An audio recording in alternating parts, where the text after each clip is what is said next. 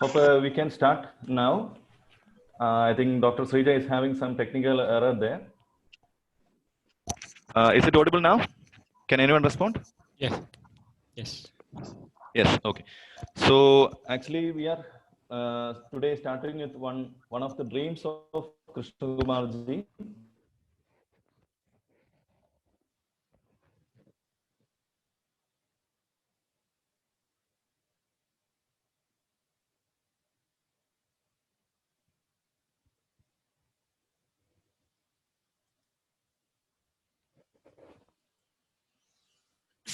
And its knowledge expansion. So in that vision, actually, he has started a Gurukula, which was in his 20s, and it was in 1970s, exactly 1978. And in that Gurukula college, many of the students has passed out. And most of the students who has passed out, I think you will all be familiar because they are all the stalwarts of Ayurveda and also the pillars of Ayurveda in different countries of the world. And I think actually he was having a very great vision on the education system of Ayurveda. And I hope his vision didn't got fulfilled. But it is our aim to continue with his vision and his aims to be fulfilled in the soon reach. Saṃhitātattvavicāra is a seminar series or a webinar series at first, which will be started basically on the Charaka Samhita, Sutra, Sthana, 1 to 30 chapters. And we are planning to continue the sessions also. And this Charaka Samhita, Sutra, Sthana, 1 to 30 chapters is basically for the benefit of Ayurveda lovers, irrespective of a student or a practitioner or anybody. And in this session, we are trying to call upon stage our famous or our students who has passed out from the AVP Gurukula, and also the teachers who has studied, taught in the Gurukula in the early periods of 1970s. So I think this vision, our vision is to continue with his Gurukula pattern. So in these sessions, irrespective of a class session type, we are just concentrating on two aspects mainly. One is the philosophical aspect of Charaka Samhita, and the second one is how to interpret this and utilize in the clinical aspects of Ayurveda. So these are the two aspects which we are concentrating on these sessions. And herewith we are having two great Vaidyas with us, respected Swamiji Shankara Mitrananda Puriji. He is also one of the students of ABP Gurukulam, and we are proud to have him here, sir. And Dr. Manohar, sir, he is also one of our students. And I would like to welcome Swami Shankara Mitrananda Puriji.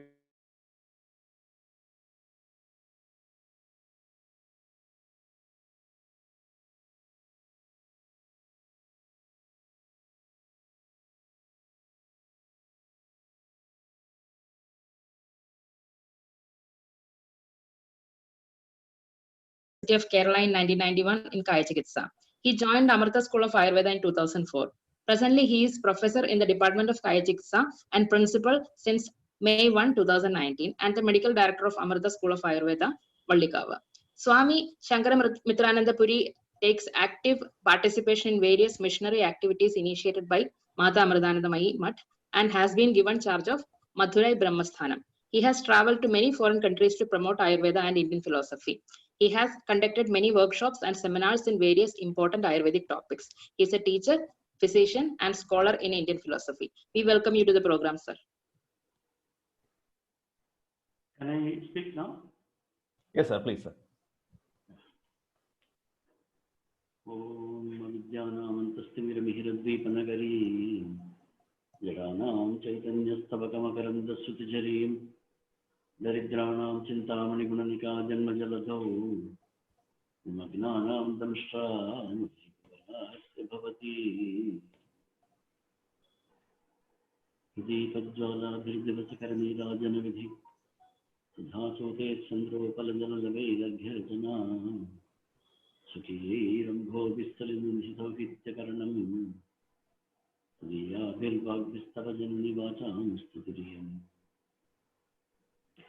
Om Amriteshwari Namaha. At the outset, my humble pranams to my Guru, Sri Mata Amritandamani Devi. My pranams to one and all who are attending this webinar series called Saṃhitātattvavicāra. I was told by the organizer, Dr. Srija, that this is organized to revitalize the Gurukula traditions and to bring back the vision that Krishnakumarji had to the extent that is possible. So, without even asking her name itself, I agreed to the program because as I was introduced, I'm a student of Coimbatore Ayurveda College. Even though I studied in Trivandrum, whenever people ask me, I always say that I studied in Coimbatore.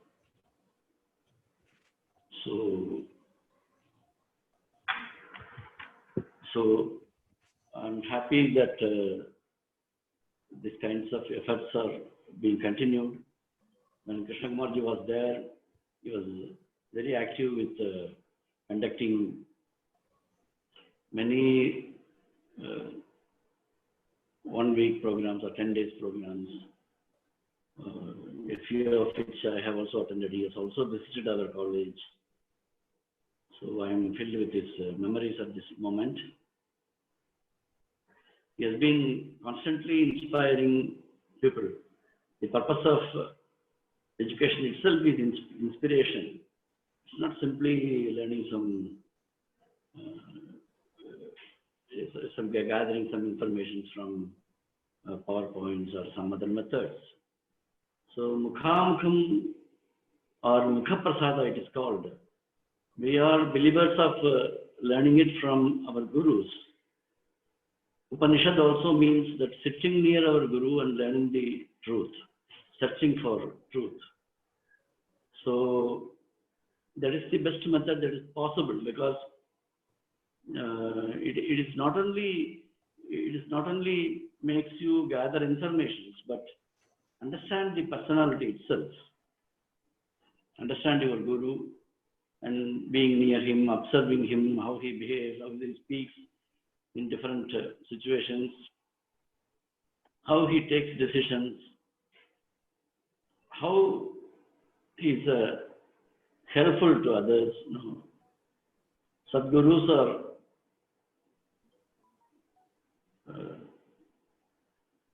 are persons who are sought out by everyone. It's not because of their educational qualifications.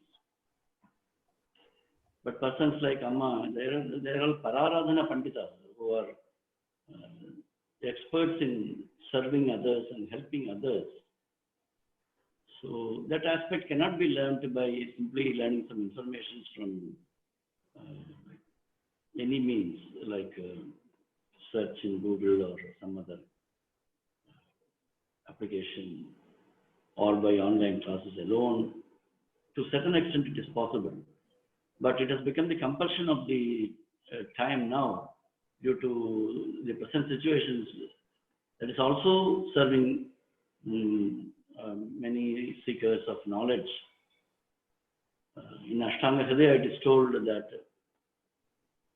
Dirgham Jivitam Arogyam Dharmam Artham Sukham Yashaha Patha Avabodha Anushtanat Adhigachat Yato Dhrubam. One who is learning Patha Avabodha, one who is reflecting on them, understanding them, and who is practicing them. That is the most important thing. The third one is the practice.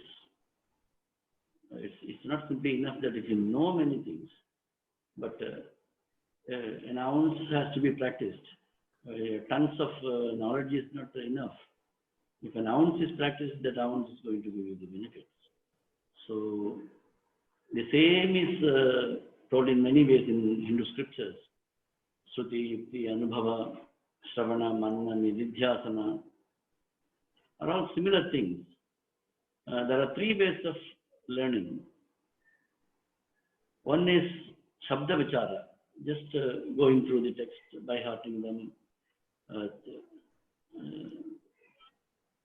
being adept in a particular script or in a particular technical science, or in many sciences for that matter. It is simply it is helpful. That is what you can do in the beginning, but still it is a very superficial knowledge. Then it is called as Artha Vichara. After Shabda, you tend to understand what is the meaning of it. This is a little more deeper. I will just correlate these particular terms with Lalita Sahasranama. If you just simply learn the total stotra, it has got nearly 315 slokas, whereas Ayurveda has more than 4,000, 5,000 slokas in each text. So if you simply learn that particular stotra without knowing any meaning, many people do that. That is beneficial to a certain extent. But it is important that you go to deeper level, you understand the meaning of it. It is called as Artha Vichara. When you really understand the meanings and various topics dealt in the particular stotra or in a particular text, then your approach to the text, your respect to the particular text becomes better. The third one is called as Tattva Vichara. It is not enough if you just know the meaning, if you just know the text, if you know the context. But you have to understand the Antasara, the essence of the text, to what purpose it has been created. Why should you learn that at all? Like if I describe Lalita Sahasranama, there was one great saint in Sringeri whose name is Chandrasekhara Bharati. He used to chant Sri Lalita Sahasranama. Many times when in a particular name, Tasmai Namahasti, it is called as the Tattvamayi. That means the God and yourself are one. It is called as Soham Bhavana. You imagine, you understand that the inner self and the God are one. So whenever he chanted that name, he used to get immersed in a state of trance, or it is called as Samadhi. So that is called as a Tattva Vichara. That is being immersed in the principle or the real philosophy of the text that you are learning. So in the beginning, we try to start with the Shabda Vichara. We try to learn the text. We get inspired by repeating them, by chanting them, by clearly pronouncing them. We get some kind of confidence. Then later on, we have to contemplate on the meaning. It is called as Manana. And then we have to realize the soul of the particular subject. Then only it helps you in transforming yourself. The purpose of education is for transformation. It is told in Ashtanga Hridaya that Achara Sarva Cheshtasu Loka Eva Hi Dhimatam Anugurya Tamevatas Laukikarte Parikshaka. The whole universe is your teacher. It is told in Bhagavata that Dattatreya had 24 gurus. Even the sand, water, fire, wind, every Panchabhutas taught him many lessons. So, whatever be the technical science, whatever be the text that you are learning, it will develop an insight within ourselves, which will help us to transform. This is how, after learning, a Adhama person, a person of lower caliber, becomes Madhyama. He becomes a little bit a medium, a person of a caliber of medium quality. Then the Madhyama becomes Uttama. The Uttama becomes Uttamottama. the Uttamottama student becomes Jivan Mukta, which is, there are many purposes for life. The highest purpose is to understand the self. Atmanam Vidhi is the core message of the Upanishad. Vidyaya Amritamasnute. Immortality is the purpose of education. So, personal transformation, wherever it happens, through whatever media it is, that is the purpose of conducting that particular program itself. Otherwise, it's not that much helpful. So, I think being with your Guru, being with him as long as possible, as close as possible, as much as possible, is the best method that we can adopt, which is presently not the situation. We are trying to replicate, we are trying to produce Xerox copies of technocrats. So I hope, I think in the beginning, I think it's going to be through webinars and online. Later on, maybe there will be plans to have the experts and allow them to mingle with the students. I remember that beyond what was taught in the classrooms, what was conveyed by Dr. Muralidharan sir and Dr. Moses and so many other teachers whom I am not able to name here because of the long list. With everyone, we have learned much from a student from a village, from a government school, to develop,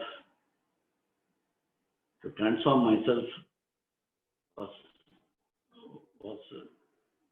was not an accident. It was by the help of all my teachers and all the people who are associated with me. And not only it's not by one means of just attending the classes. I have in fact attended very few classes only, even in the ashram. But it is out of classroom efforts that has helped me to transform from a very raw village person into what I am today. I am thankful for all those teachers at this moment. So wherever I am required, I will also participate in this great effort. I believe that along with studies, technical studies, upasana or prayers, which was taught by Dr. Musa to me. He only taught me Lita Sahasranam. It has helped me greatly in my life. So I hope that also will be necessary for all the students. They have to contemplate on both these aspects, learn it to a deeper level, and also add upasana to their life, so that any person, any technical learning you are learning also becomes a paravidya. The apara, all the technical skills are considered as aparavidyas. They will become paravidyas, a means to worship God and worship the universe that is a different form of God. So with these few words, I conclude that may this effort help all those who are participating, and it will help for the salvakshema of the whole entire universe. So with these few words, I conclude my talk. Thank you. Thank you, sir, for your holy presence and wise words. Your insight in learning ancient sciences and your experiences of studying was invaluable to us. We look forward to more time with you. Thank you, sir.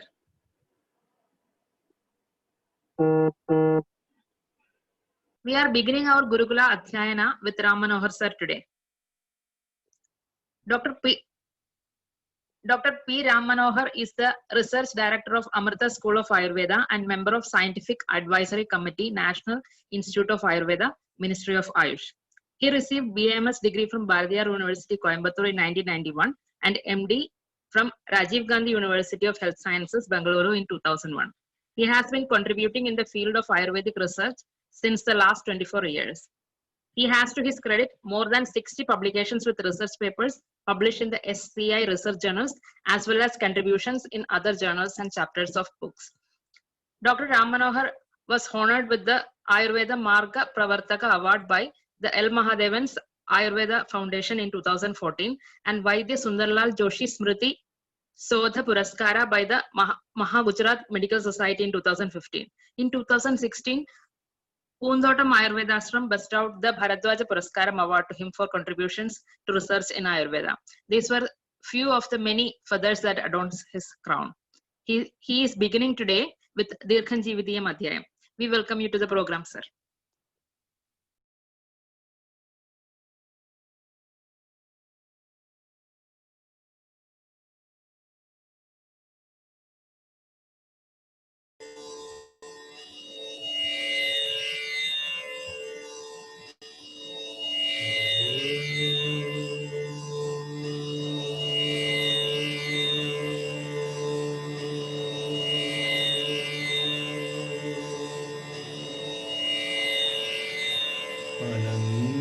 संसार समुद्र तार नौकायिताभ्याम गुरु भक्तिदाभ्याम मूकाश्च वाचस्पतितां हिताभ्याम नमो नमः श्री गुरुपादुकाभ्यां नमो नमः श्री गुरुपादुकाभ्यां नमो नमः Shri गुरुपादुकाभ्यां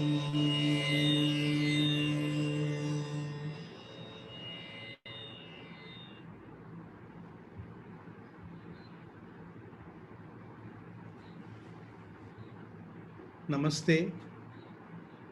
It's a great pleasure and honor to be here today. The initiation of the Saṃhitātattvavicāra program inspired by Krishnakumarji's vision of how education should be. I mean, due to the challenges of the pandemic, we are forced to do this on a digital platform. So before we go into reading the Charaka Samhita, I would like to think loudly about the Gurukula system of learning, of which Krishnakumarji was very passionate about. We also need to understand and reflect upon what is the Gurukula method of education that was prevalent in ancient times, and in what ways could we actually recreate such systems in this modern world, where the environment, the mindset of people have completely changed. If we want to think about the Gurukula system, we must really understand what it is, which is also not so easy. And that's why I say I'm just doing some loud thinking and maybe try to stimulate more thinking in this direction. Because the first thing that also of discomfort to me is the fact that when I'm introduced as a guru for this session, that is something which makes me most uncomfortable.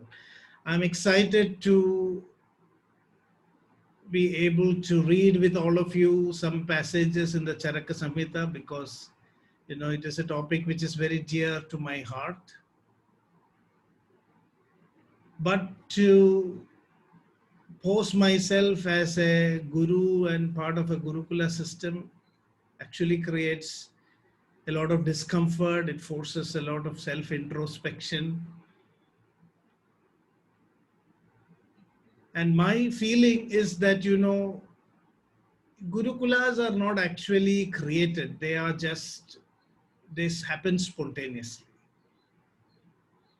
That is how those ancient Gurukulas, you know, manifested.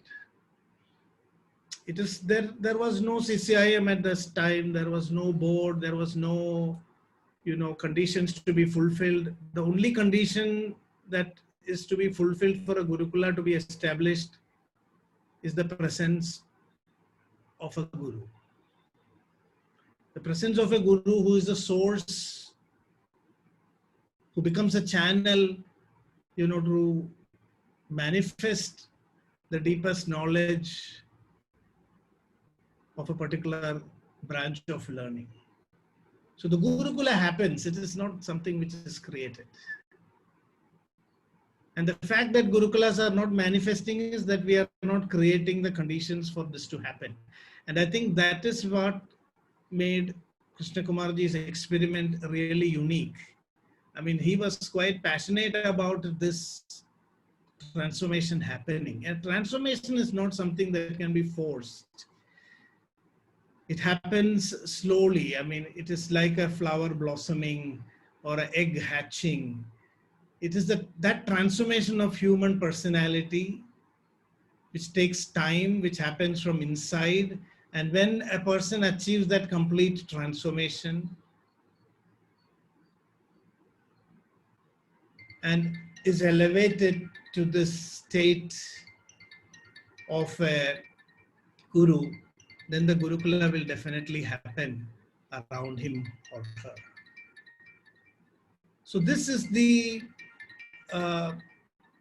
concept. And so therefore I think that the only thing we can do today is to tread that path of self-transformation and self-unfoldment. A moment will arise when, through this process of tapasya, through this process of sadhana or upasana, that individuals are transformed and they elevate themselves into that higher state of consciousness. And at that moment, the true Gurukula will happen. So what we should really look at now, I think we have to be very realistic. You know, I know that I am just a traveler in this path. I'm not even capable of assessing how far I have traveled. That is the level of my ignorance. Sometimes I'm also not sure whether I'm pursuing or moving in the right direction. So it is beyond the capability of people like us to conceive a Gurukula or create a Gurukula. What we need is to really transform us into seekers. And that is what I would like to share. My own experiences in trying to become a seeker, in trying to, you know, come to terms with all the inner obstacles that I have that prevents me from taking that leap, you know, to self-transform. I think such a collective tapasya is what will create the Gurukula of the future, because without self-transformation, there is no possibility. The Guru's Kula is that the Guru becomes, you know, the Kula for the Shishyas to get transformed. It is the Gurukula is a place where you have a second birth. Vidya samapto bhishajo dvitiya jadiruchyate. So you are born again in the lap of your Guru. What happens is a transformation of your person, not just acquisition of knowledge. I think that is the key thing. I mean, in our tradition, it was very clear that, you know, knowledge is a tool. As I say, knowledge is power, and absolute power corrupts absolutely. So knowledge is a double-edged sword. It's something which is dangerous also. If you acquire too much of knowledge, then it becomes actually very dangerous. if your presence in the world has to be of benefit to all those who are around you, then it's very important that your mind is prepared. So this is what Ayurveda has also, Charaka has also mentioned this loka shastram shastrani salilam gunadosha pravartaye patrapekshimyata prajnam bahushrutena brahmayet and all that. So although we read these verses, we don't really give the necessary importance to this concept of a sat patra, the right knowledge being transferred to the right receptacle. The care that is given to this process, I think, is one of the hallmarks of the Gurukula system of learning. It's not just the skill, it's not just the knowledge that you acquire that becomes the measuring rod. Of course, we need knowledge. Like Amma, one of Amma's stories comes to my mind. What is needed, compassion or knowledge? An ideal balance is actually needed. So there is this story, like even if you have the best intentions, you may not be able to help people if you do not have the right knowledge. So bringing together, I think this is one of the biggest challenges in medical education also. The intentions are not nurtured or cultivated. And that ultimate purity of intention is compassion. Maitri, karunyam arteshu, shakye pritirupekshanam. So Maitri, I mean, it's not enough that you do not have hostility to others. You must have become a friend of other living beings. This is a big challenge that Charaka Samhita puts before us, and that is why Atha Maitri para Punyam Ayurveda Punarvasu Shishebhyo Dattavan Shadbhya Sarva Bhutanu Kambaya. So the whole Charaka Samhita reverberates with this idea of Bhudanukamba. There is, in the beginning, it's not at all a question of what knowledge you're going to acquire, but how much of this anukampa towards creation. The whole first chapter is resounding. I mean, it's echoing and re-echoing the sentiment of anukampa towards the whole of creation, to the entire creation. And that is the context that the first chapter creates, Atha Maitri Paraha. Maitri Para, the word mitra is that when you are able to think for another person with that much selfishness as you would have for yourself. So being selfish for others, this is one of the parameters of goodness, of the highest state of purity of intention that an individual can rise up to. And the Charaka Samhita is in the first chapter itself laying before us this idea of compassion. Sarva Bhutanu Kampaya, Maitri Para.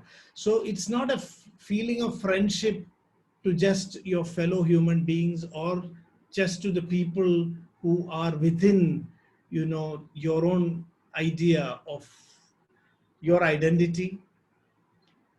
It is a compassion that overflows to the entire creation, to the entire universe, because in the Charaka Samhita that reminds us that Sarvalokam Atmani Atmanam cha Sarvaloke Samam Anupashyata Satya Buddhis Samutpatyade. So that Satya Buddhi, which is the real knowledge, is that this universe is fundamentally an indivisible whole. And it is from that state of understanding that all other knowledge, I think which Swamiji was mentioning about Paravidya and Aparavidya, this Paravidya is something which opens us to this knowledge. I mean, compassion here also comes from the right perception, from the right awareness of what reality is. So it's very interesting to see that Charaka Samhita uses this word Satya Buddhi. The Buddhi, the intellect that sees the truth, perceives the truth. And from that perception of truth comes compassion. This anukampa or bhutan, sarva bhuta anukampa. And it is from that sentiment, from that purity of intention that the Charaka Samhita, manifested. Of course, it was Atreya's teachings in the beginning, if we were to look at the history. It was Agnivesha Tantra before it became Charaka Samhita. But this text has preserved, as we know, the commentator reminds us that there is the Guru Sutra, the Shishya Sutra, the Pratisamskartra Sutra, and the Ekiya Sutra. So this text is a combination. It has gone through a lot of revisions, corrections. But what fascinates me even today is the fact that even in the first chapter, this fundamental idea of what is the basis, true basis of, the highest medical practice, the highest, state of being a healer. I mean, that has been preserved. That has not been lost through the thousands of years of revision and modification that the Samhita has gone through. So the first chapter is called as Dirgham Jivitiyam. And it is a very realistic statement. Charaka, the text is telling us that Dirgham Jivitam is a realistic goal that you can keep. So the Ayurveda does not promise immortality. The very first chapter reminds us that life comes to an end. Eti gacchadeti ayu. We are here like a flame that will last for some moments. And making that presence of ours in this world into the most meaningful, the most productive, and the most effective existence is what Ayurveda is, telling us to do. And that is what the Charaka Samhita is also telling us to do. So this sentiment of anukampa, you can see in some of the verses which I would like to present. Vighna bhuda yada roga pradurbhuda sharirinam tapopavasya adhyayana brahmacharya vratayusham tada bhudeshvanukrosham puraskritya maharshaya sameta punyakarmano parshve himavata shubhe. So the context in which the knowledge of Ayurveda is being discovered is brought about so beautifully here. Tada bhudeshu anukrosham. Everywhere you can see this idea of why, today when we look at the way modern drug development happens, I have attended seminars and webinars where I've seen, drug development experts saying now cancer is a big opportunity. So we have come down to such a stage that, we are looking at another person's illness as an opportunity for business, even when it comes to illness and diseases. So the very foundation of medicine is shaking in terms of the intention. And here in Charaka Samhita, the first chapter is telling us what should be the foundation. This is what is a very important element of the Gurukula method of teaching. Because this feeling of compassion, this state of being in compassion, it's not something that can be easily cultivated. It is something that you acquire, internally, maybe through your own punya. That is why the acharyas, in the Samhita, Sameta punya karmana. So that punya karmatvam is very, very essential if you stand any chance of developing compassion. So being in an atmosphere which promotes such a lifestyle in which that compassion can be nurtured, this is extremely an important aspect of the Gurukula method of teaching. I want to just narrate a story. I don't know if it is a true story, but it's a nice story. Because recently I was referring to a story of Akbar and Birbal in one conference. And of course, I never take any stories very seriously. It's the moral which is important. But then somebody told me later that, these stories are all made up, because probably even Birbal was not there really, and such conversations had never happened between Akbar and Birbal. So it's very difficult to know whether all these stories are historically true, but they are very useful tools to convey some profound messages. So this is a story of Nagarjuna according to a version that I have heard. He wanted to have disciples, and he announced. So today we are announcing, admissions and criteria. But Nagarjuna announced that he is ready to receive disciples, but no criteria, nothing was announced. And two young men came. In those days, I think population was less and only few people turned up in the medical gurukulas of those days. You can see in Charaka Samhita itself, we have 1:6 ratio, 1 teacher and 6 disciples. So here two young people approached Nagarjuna and told him, we are ready. Can you take us? Nagarjuna said that, I have to test you. So come along. I'll just show you how to make a very complicated rasayana. You have to watch very carefully, repeat the same thing and come back to me with the rasayana. So Nagarjuna elaborately explained and demonstrated how that rasayana was made. And then he asked them to go and come back with the rasayana.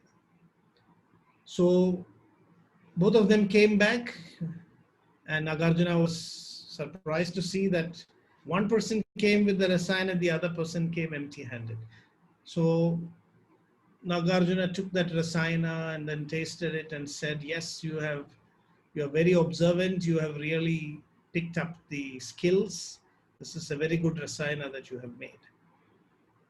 And then Nagarjuna asked the other person, have you not also done anything? What happened? Did you not understand?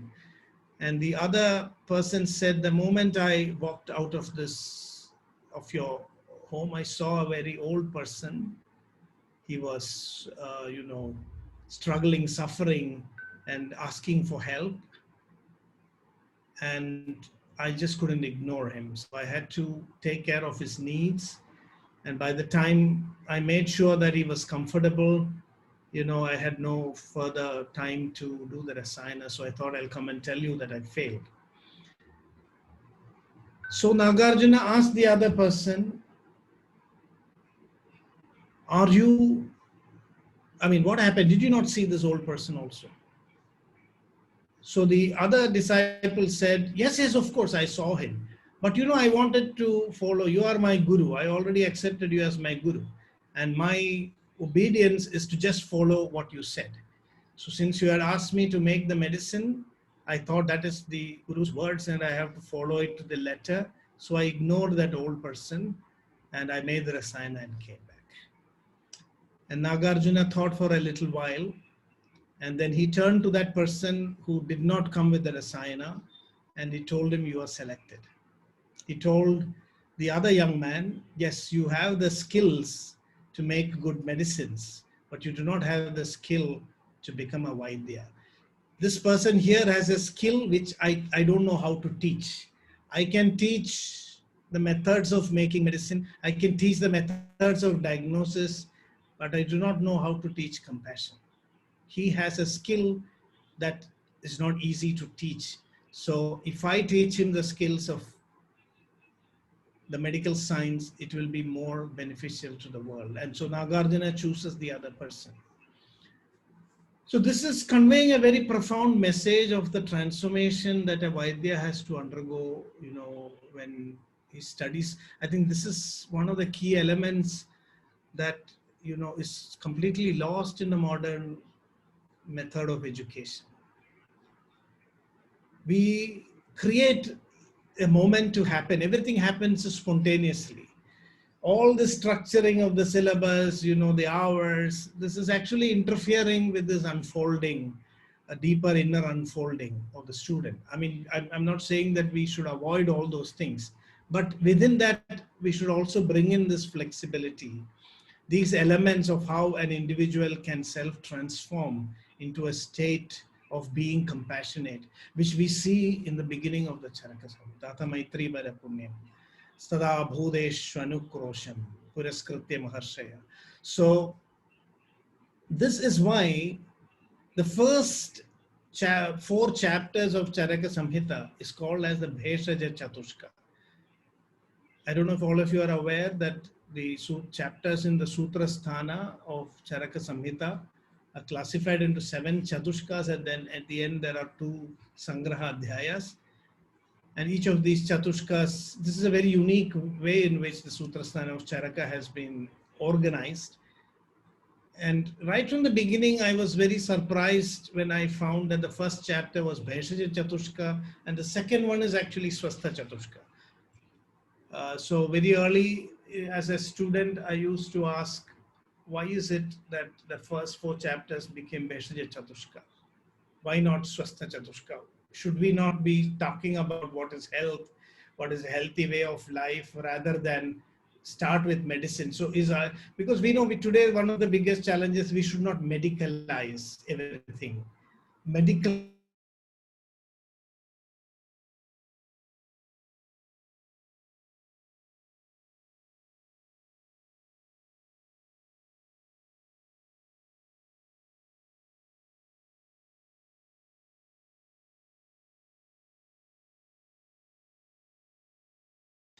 So if you look at it logically, it is really very difficult to understand. You cannot. And Charaka is kind of very surprising here in Chikitsa Sthanam, when you would expect that he would begin with treatment. He starts with Rasayana and Vajikaram. Rasayana. Swasthasyurjaskaram. So in the context of treatment, he is talking about prevention and, enhancing health, whereas in the first chapter he starts with Bheshaja. I don't know if I got the answer right, but after a lot of thinking, it occurred to me that if you look at all this from the point of view of compassion, then it makes sense. Because the text clearly says, Vigna Bhuda Yada Roga Pradurbhuda Sharirinam. So when was this knowledge of Ayurveda sought after? It was when the creation was afflicted with diseases. So here he says, Tada Bhudeshvanukrosam. That is why I think there was Hastya Ayurveda, Vriksha Ayurveda, Pashu Ayurveda. So it is not just human Ayurveda, not just Manushya Ayurveda, which Charaka is talking about here. Tada Bhudeshvanukrosam. So when it was perceived that the entire creation, all living beings in creation are being afflicted by diseases, out of compassion. That is how Ayurveda was discovered. And so the first Chatushka is addressing the sick people, the people who have already become sick. And Charaka is promising, this is one of the real, strengths of Ayurveda also, that Ayurveda reaches out to a person who is, in the most miserable state. It is talking about perhaps some of the most profoundest concepts of spirituality, of health, but it is also coming down to the lowest level in which we are entrapped. I think this is the reason why we are using this term avatarana also, Ayurveda avatarana. It is an avatarana. Avatarana is, coming down to a state where you are hand-holding the person who has tripped and fallen and lifting them to a higher level of existence. And this idea of avatarana is also beautifully embodied in this statement, Atanka Pankam Agnanam Hastalambo Bhishakjidam. So a person who is sick needs medicines. So because the context in which Ayurveda was discovered was that plight of the entire creation being afflicted by illness, Charaka Samhita begins with Bheshaja Chatushka. Avatarana, coming down to the level of that suffering of the other person. So for a Vaidya, what does it avatarana means? It means to be able to feel the pain of the other living being. That is the true avatarana. And if you feel the pain of another person who is sick, then you can only, start with medicines. You are giving the promise that, there is something which can be done. It is possible for us to heal and solve your problem. It is uplifting. So Ayurveda is an avatarana to actually achieve a big arohana into a very high level of health and wellness. So this ability to come down, this is what we mean also by the individualized approach. Today, when we are talking about individualization, we are talking about genes, genomics, prakriti. What is your prakriti? So I'm giving you individual trait. This is not the individualization that Charaka here is mentioning. You can see in some other context, Charaka says, Aturas antaratman jnana buddhi pradipena yona visadi yogavit aturasya antaratmanam nasarogams chikitsati. If you cannot get into the antaratma of the patient, you are not treating that individual.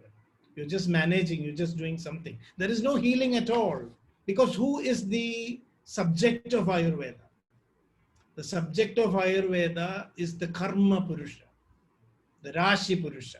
Purusho rashi samjnastu mohecha dvesha karmaja. So the Ayurvedic physician here is expected to penetrate into the deeper being of the patient. You are looking at the whole background of how that person became sick. It's not just about the genes that were affected or the inflammatory process that were involved, which is only the tip of the iceberg. So it is the karma purusha due to his karmic entanglement that is presenting before you with all this sickness, this agony and this pain. And this is a definition that I have also rediscovered through my reading of the texts. Vaidya. Who is a Vaidya? Vaidya is a word that comes, we give different definitions. But in Charaka Samhita Sharira Sthanam, there is a discussion about Vedana. Vedananam adhishtanam manodehascha sendriya. So what is Vedana? Vedana is of two types. Anukula Vedaniyam Sukham, Pratikula Vedaniyam Dukkham. So Vaidya is a person who is able to catch the Vedana of the patient who comes before him. Vedana Tattva Vedana Vaidya. So it's not easy to become a Vaidya. I mean, it's not enough that you just diagnose a disease in terms of doshas or the other physiological imbalances. That's just the surface. A true Vaidya, many of us don't want to call ourselves as Vaidyas. And there was one time when I felt ashamed of calling myself as a Vaidya. Now I am uncomfortable to call myself a Vaidya because I realize that the word Vaidya is, very profound, and that whether I am eligible to call myself a Vaidya is now my challenge. When I was in the beginning stages of my career, I felt I should be calling myself as a doctor and not a Vaidya, because I felt the word Vaidya was not, having that kind of a glamour. But today, after reflecting on the deeper meaning of the word Vaidya, I realized that you have to elevate yourself to that higher level. Jnana buddhi pradipena yona visadi yogavit. That unless you are able to feel the antaratma of the person, you cannot call yourself as a Vaidya. So I just wanted to give a background to what we are going to discuss in the first chapter. We will go into the text very shortly, but we need to set that stage, get a feeling, a glimpse of what could be a Gurukula. How could a Gurukula be fashioned? And it's all about being in your heart, transforming yourself into a healer. And in that process, acquire the knowledge that is necessary.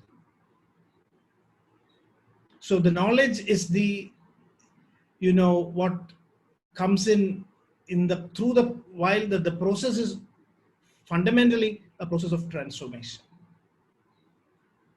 And that's why the avatarana also. What is that process of transformation? Dirgham jividam anvichan Bharadwaja Ubagamat Indram Ugratapa Budhva Sharanyam Amareshwaram. So you can see that Ayurveda has been discovered through a journey of self-elevation. When we talk about these stories, these mythologies of Brahma, many people say, oh, this is Ayurveda is one of the most celebrated textbooks of Ayurveda starts with a religious discourse. In Indian tradition, there is no distinction between religion, spirituality, science, non-science. There is only truth. There is only Satyam. Everything is, focused on understanding what is the ultimate reality. And then they found there is an appearance of reality. And then there is what is reality itself. So the whole journey of Ayurveda or of the Indian thought process is to see beyond the shadow.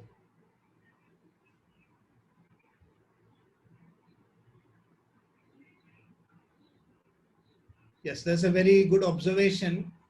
One of the participants have told that I was feeling a mistake getting involved with patient suffering. I was getting affected. Yes, I mean, we shouldn't be overwhelmed by emotions. That's not a good thing for a Vaidya. So I want to make a clear distinction here between compassion and, emotions that we feel when you see the suffering of another person. If my wife, my child, my mother, somebody is affected, I cannot function as a physician. So there's this well-known saying that don't treat your own kith and kin because you will lose your objectivity. So when we say that a Vaidya should be compassionate, it's not that we should be overwhelmed by our own emotions. That is concern, that is fear, that is anxiety. That is not the compassion that we are talking about. In compassion, there is no attachment. In compassion, you identify with that individual. In compassion, your intelligence is not hijacked. When I am concerned, when I get worried, when I get anxious, when I cry, when my son or my mother or my father or my wife or somebody whom I love get affected, the first thing that happens is my intelligence is hijacked. My emotions hijack my intelligence. And once my intelligence is hijacked, I am useless.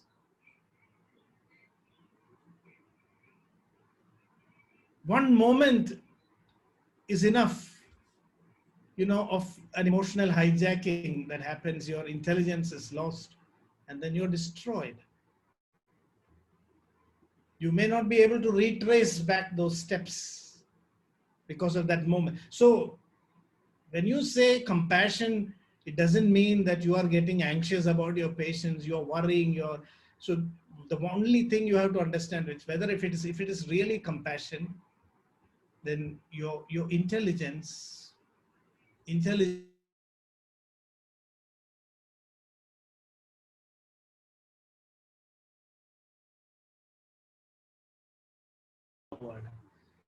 once emotional overpowering happens, it's not compassion anymore.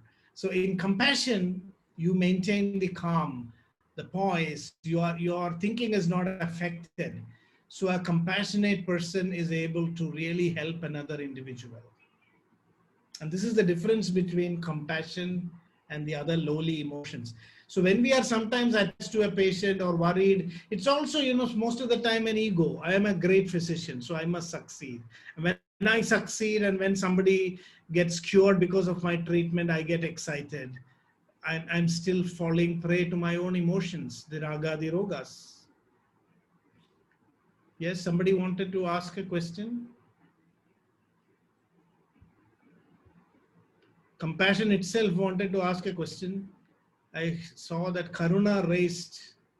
Who is Karuna? Is Karuna here? We are talking about Karunyam. And Karuna has raised her hand. Nobody? Sir, I think it's accidental. She has declined the invitation to video chat. Okay. Because I saw some raised hands. So I was just wondering.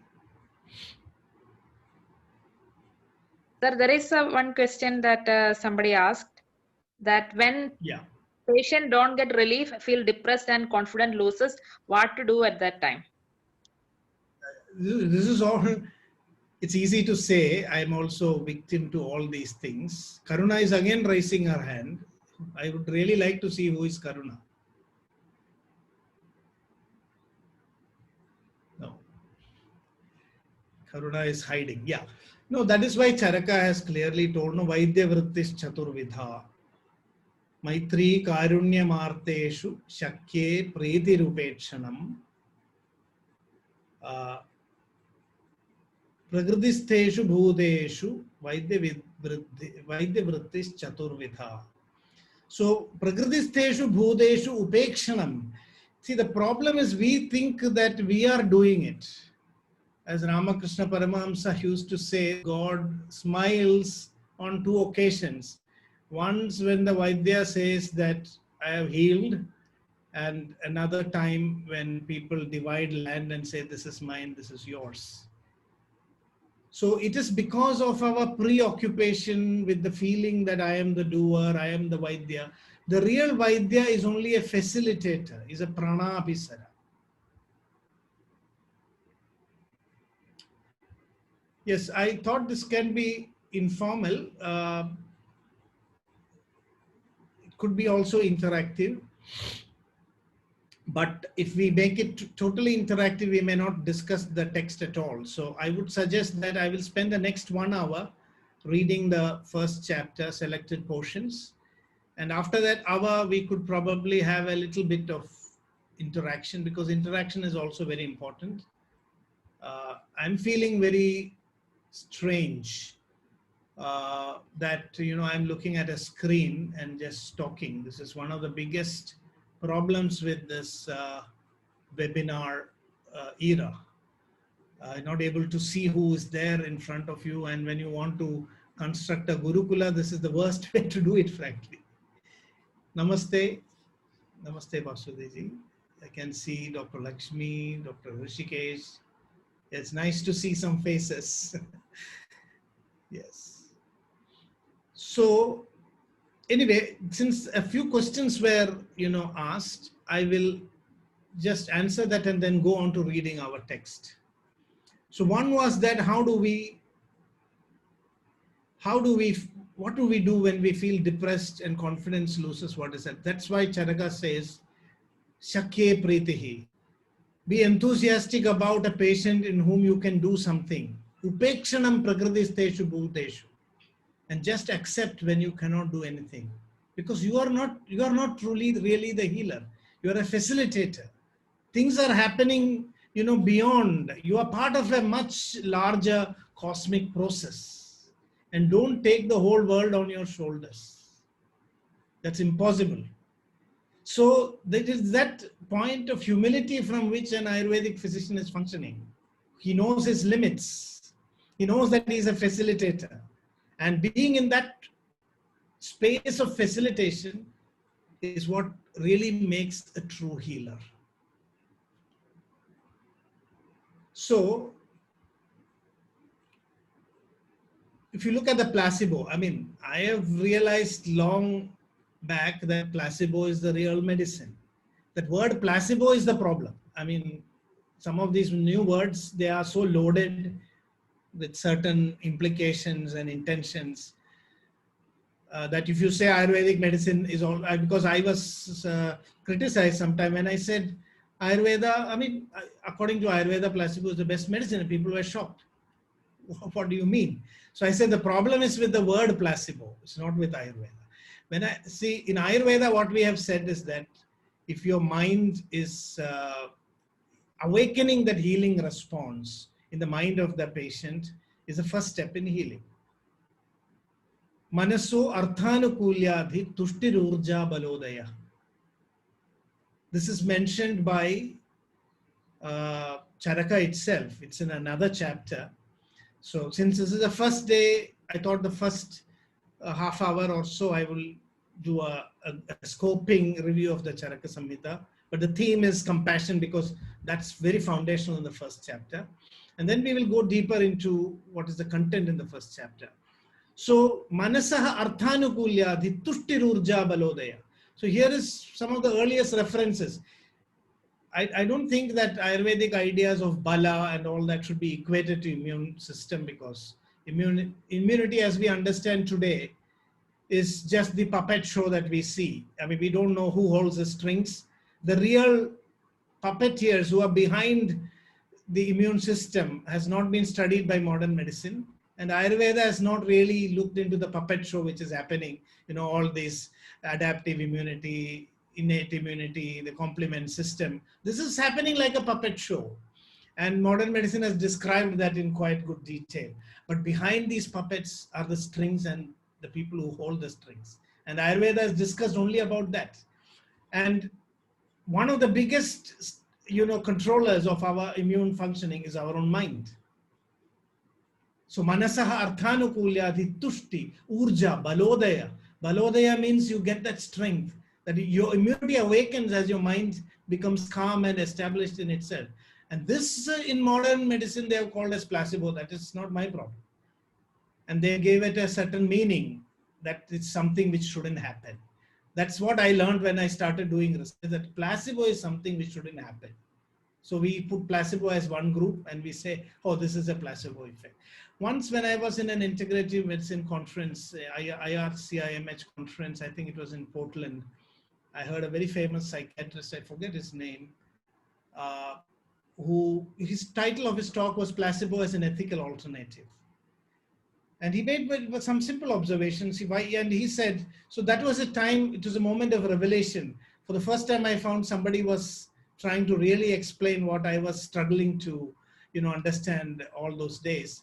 He said that, in one way, placebo is the best medicine because it's the most tested medicine in the world. There is no other intervention that has undergone such extensive testing. And there's no other intervention that has proved that it is more effective than the trial drugs most of the time. If you really look at all the studies that have happened. And so then he says, we are losing out on a very powerful healing potential that individuals have in their own being, in their own minds. So Vagbhara actually puts it in a very different way. He says mantram. Ka nirmantre vaktur bhedokti shakti. So looking at this whole thing from the idea of mantra is giving you a totally different dimension. And somebody asked me once when I was, so you mean mantra is a placebo? I told that is a problem. What we want to do is to elevate placebo to the status of a mantra, and you are bringing down mantra to the status of a placebo. That's the whole tragedy. A mantra means mananat trayate iti mantra. That which protects your mind. It's a state of mind which protects you. That is what is called as mantra. So when I am chanting a mantra to a person, I am inducing into that person's mind, a state of consciousness in which that individual becomes protected. Because your mindset determines your behavior, your attitude, how you're going to behave, how your thoughts are going to come. So that is the master control area. That is the master controller, the puppeteer behind the entire show of our body. And that is why Vagbhara begins by saying Ragadi Rogan. Never allow your emotions to hijack your intelligence. And if you start from that point, true healing begins. Which is why also Ayurveda says that Pratnyabaradha is the root cause of all diseases. So in the first chapter, these fundamentals are described. So I think with this, we will start reading the text and quickly skim through some of the most important verses. Athado, it is fascinating. The first chapter itself can take a lifetime of discussion and still leave you feeling incomplete. So I must very honestly confess, when people ask me, oh Guru, this is one thing which I don't like at all. Especially I'm very uncomfortable if somebody comes and tries to, fall at my feet and all that. This has happened many times. Because, the Guru's feet, I started with this verse, Guru Paduka Stotram. It's because I'm afraid of my own feet. I don't trust my own feet. And how can I give that trust to somebody else? When I don't know where my feet is carrying me, I don't want somebody else also to cling on to that. The Guru's feet is the feet that has reached the destination, that is not moving anymore. The Guru's feet is the marga and the lakshya, the way and the goal. That is the importance of Guru Padukam. It is not that you have to worship somebody's chappals, put it on your head. I mean, you will not reach anywhere. You can take all the chappals of all great people and put it in your house. You can have a shoe rack and start worshipping it. It doesn't help. It will help if you bring that bhavana there. That the Guru's feet or Guru's Paduka is the way that that person has moved and the goal that they have reached. Certainly, I don't want anybody to experiment things that I have done in my own life. I have done many wrong things. I would say, please don't follow my path. I'm only here to share my experiences. I can share where I made mistakes, where I went wrong. And if that's going to be helpful for others to find their way forward, then I'm very happy. But my feet is still moving. It's still not found the real direction. It's still not found the ultimate goal. So if you want to follow, come with me, do it at your own risk. If you fall into a pit, then I will be there to say hello, but then we will both be in a pit and we'll have to find our way out. So as Buddha said, Atma Debo Bhava, become a light unto yourself. Find the way yourself. And that is what Swamiji was also mentioning, that, you know, the whole world is the teacher for the wise. This is what Charaka has also mentioned. Kritsno hi loko buddhimadam acharya. How you must learn from another person's experience. Then they become an acharya. So in my duty is to share my experience to the world with all the good and the bad. That is the best thing I can do. I can tell this is where I went wrong. This is where I think I got it right. Now you please take what you want and leave the rest. This is the best thing I can say. I cannot claim that I have reached where I should. I cannot claim that I can take you to Brahma or Indra and you will get that knowledge. I mean, I know where I stand. Yes, there are many questions coming up. I would request the organizers to please, you know, keep them ready so that at the end, you know, we will try to answer all of them. Because now we are going into the text. And we are starting with the first chapter, Athado Dirghanjividiyam Adhyayam Vyakyasyama. So there are many, many deeper things here. What does the word Atha and Atha mean? Why Dirghanjividiyam? There is a big question as to why in the beginning there is no Ishtadevata Namaskara. A scientist is happy with this because there is no religion here. But religious people were very disturbed because Chakrapani therefore tries to compensate in a big way for the absence of an Ishtadevata Namaskara by giving a very long prayer. Gunatraya Vibhedena Murtitraya Mupeyushe Trayi Bhuve Trinetraya Triloki Pataye Namaha. So Charaka didn't want to do this. Atraya didn't want to do this. They just came directly to the subject matter and said plainly, Dirghanjividiyam. This, I mean business. If you want long life, come, let's discuss. If you want to be immortal, then this is not the place. Please go away.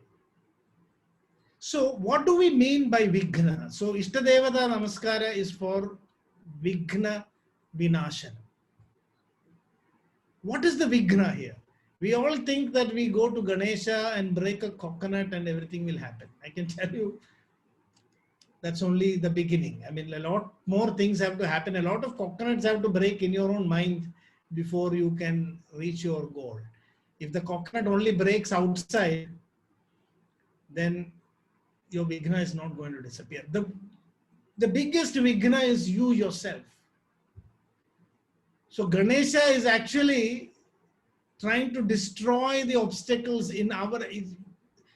we really surmount an obstacle when we realize that we are the obstacle itself. What is the obstacle really? It's our own sankalpas. I know this very well. Early in my life, I decided I must reach very big heights. It's one thing to be aware of a goal, but another thing altogether to be able to reach there.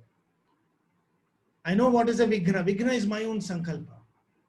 I decide I will sit with the Charaka Samhita for 3 hours. Now I'm forced to, but I can frankly tell you, if I decided today morning, I will read Charaka Samhita for 3 hours, I can tell you frankly, I would never do it. 100 things would come. 100 sankalpas would come in my mind. And so now the organizers of Saṃhitātattvavicāra is like a Ganesha for me. They are forcing me to sit here in front of the Zoom. If I move this way, that way, everybody, 400 odd people are looking at me. So I have no choice but to continue discussing until, it is 1:30. So that is how my Vighna is gone. So Vighna means your mind should be ekagra. The mind has to be focused on the goal. If your mind is fixed so much on that goal, then no Vighna can overcome you. That is Ganesha. Ganesha is a sadhaka shakti. It is the energy that moves up from the bottom of your spine. That is a sadhaka shakti. It is your own sadhaka shakti that is Ganesha. So when you are doing a Vighna Vinashaka prayer, you are actually awakening your own sadhaka shakti. You are focusing, you're bringing attention to the topic that is there in front of you. And that is why Charaka begins with a motivational topic.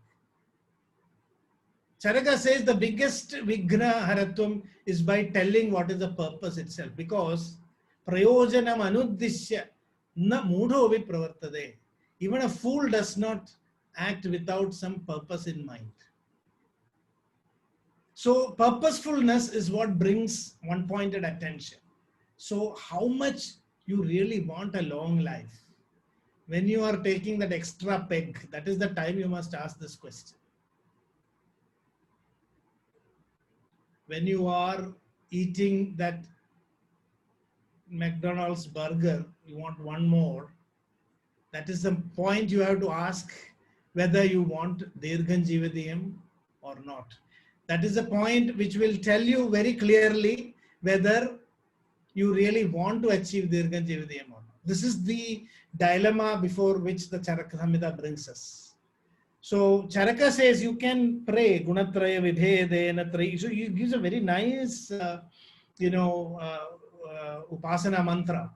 But Charaka just says Dirghan Jivadiyam. If you really want Dirghan Jivadiyam, then everything written in this text will come to life. If you don't mean it, it's a waste. Reading this whole text is a waste. So when is the point where you will actually realize that you are living Ayurveda? So this is the point. I have to confess, I'm only trying to live Ayurveda. The organizers put me into a lot of challenge. I was looking at the mirror today morning and I couldn't see the signs of any guru. Oh, am I really a guru? Am I really living Ayurveda? I was asking in the morning. And I have to honestly answer before you. I have no wrong idea. I have no wrong conception that I am a guru. That's one thing I can tell you. The second thing is, if you ask whether I'm living Ayurveda, I can only say I'm really struggling, trying to bring Ayurveda into my life. And I found these are all the moments where you're really facing. It's very nice to talk about a big philosophy. But when you're in your dinner table, when you are with your friends outside, when you are having a break, these are the moments when you really have to ask, are you for practicing Dirghan Jivadiyam in your life? So living with that awareness moment by moment, that I must live a life of purpose. So that is what Ayurveda says. We are dying and we are being born again and again, moment by moment. We have to reconstruct ourselves. Living in the moment is the way of Ayurveda.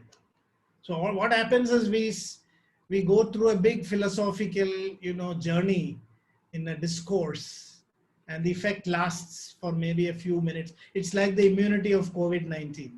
Even if you get COVID-19, after a few months you will get again, because your immune system forgets that you were even attacked by the virus.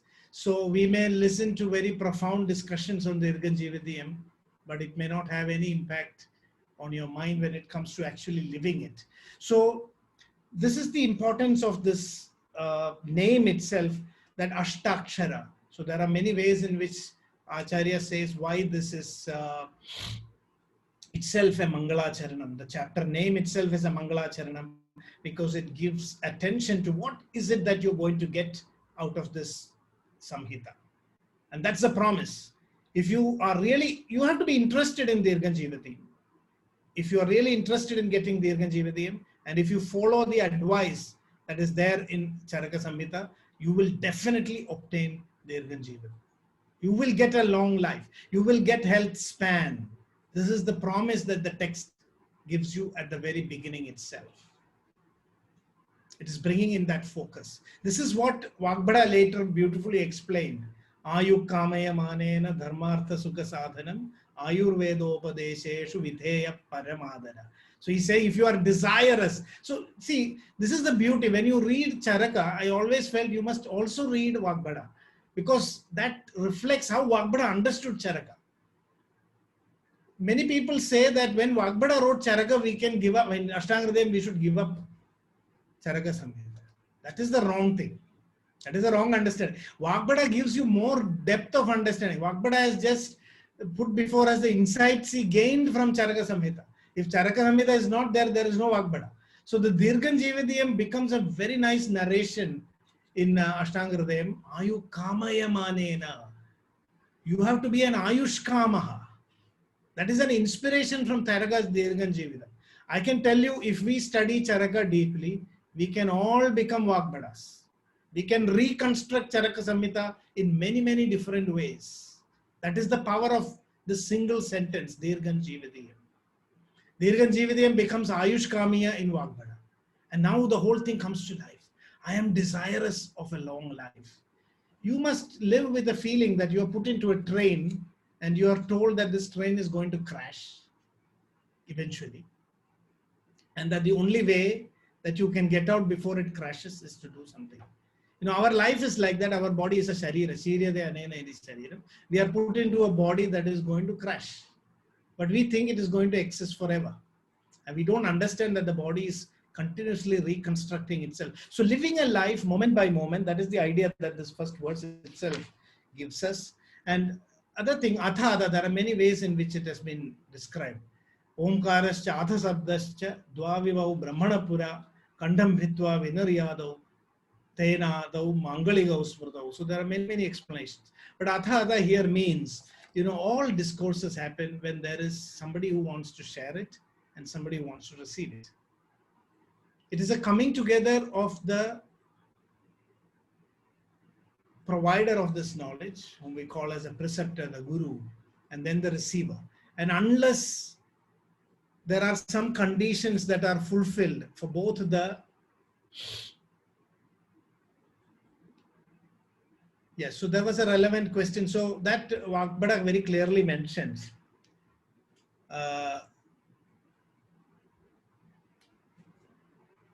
You know, it is difficult and challenging. If you think you can read the Charaka Samhita and you are capable of that, I would say read Charaka itself. That is what Vagbhada says. Ayurveda Vangmaya Mahodadhi Mandhanena Yo Ashtanga Sangraha Maharashi Aptaha Tasmad Analpa Bhalam Alpa Samudyamana Prityartha Medadudidam Prithageva Tandram. So Ashtanga Sangraha Vagbhada tells, you know, I have created the treatise for people who are Alpa Samudyamas, who don't have the ability, like what I said today morning, I am an Alpa Samudyam. I cannot sit 12 hours a day reading Charaka Samhita. So for people like me, Ashtanga Sangraha out of compassion he created. Tasmad Analpa Bhalam. But the phala is analpa. I can get almost the same result of reading Charaka Samhita by reading Ashtanga. That is the magic that Vagbhada has done.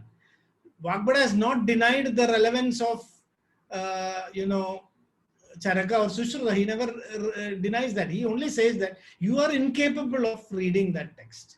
So I am making it easy for you. Tasmad analpa balam alpa samudyamanam prityartha meda dudidam prithageva tantram. So etat pathan sangraha bodha jakta. So after creating Ashtanga Sangraha, I don't know if there were two Vagbhadas or not.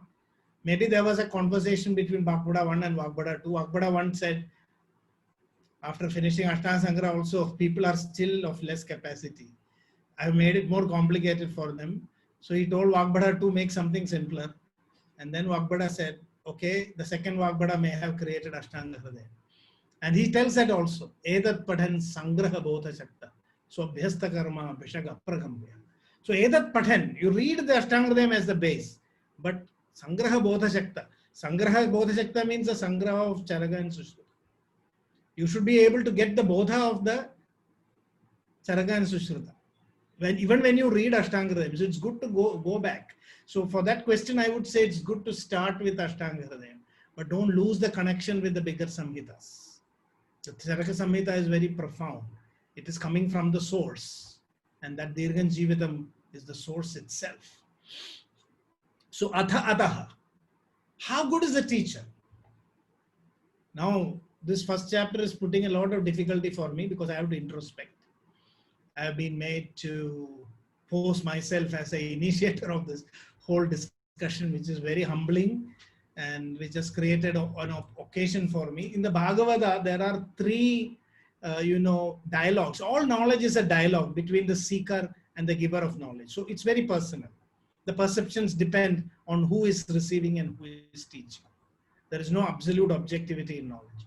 So what makes the whole difference? Parikshit and Shuka, they are the examples of the best teacher and the best student. The effect is instantaneous. So many people ask me, which text to study? Sir, is Charaka better? Or so I always ask the question, who is studying? That makes all the difference. Don't blame the text. Don't say because it's Charaka, I'm not able to understand. Because it's Ashtanga. If you are having the Vairagya like Parikshit, who knows that in 7 days he is going to die, then you will have one pointed attention to that knowledge. So one of my teachers once said, how should you learn? You should learn as if you're going to die the next moment. But don't worry and, you will die of a heart attack if you think you are going to die the next moment. That's not the point I'm trying to make. The awareness that, we have very little time and that I have to give my 100%.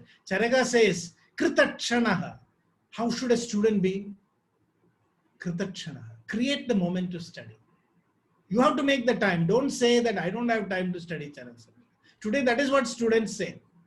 Can you give me a video recording? I have taken 1 hour, 1.5 hours, 2 hours to, break my throat and explain. And at the end of the session, they are asking, sir, is a video recording available? Means there has been no attention. Absolutely no attention. So now you are thinking you will read, and I ended up doing this. I have many hard disks of videos which I have never seen.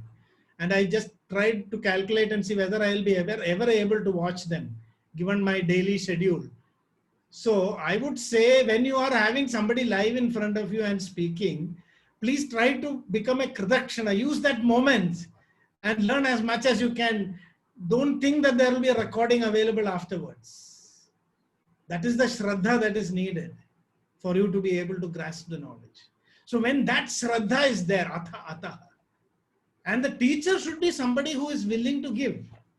If the teacher is very stingy, miserly person, saying, okay, I will tell only few things.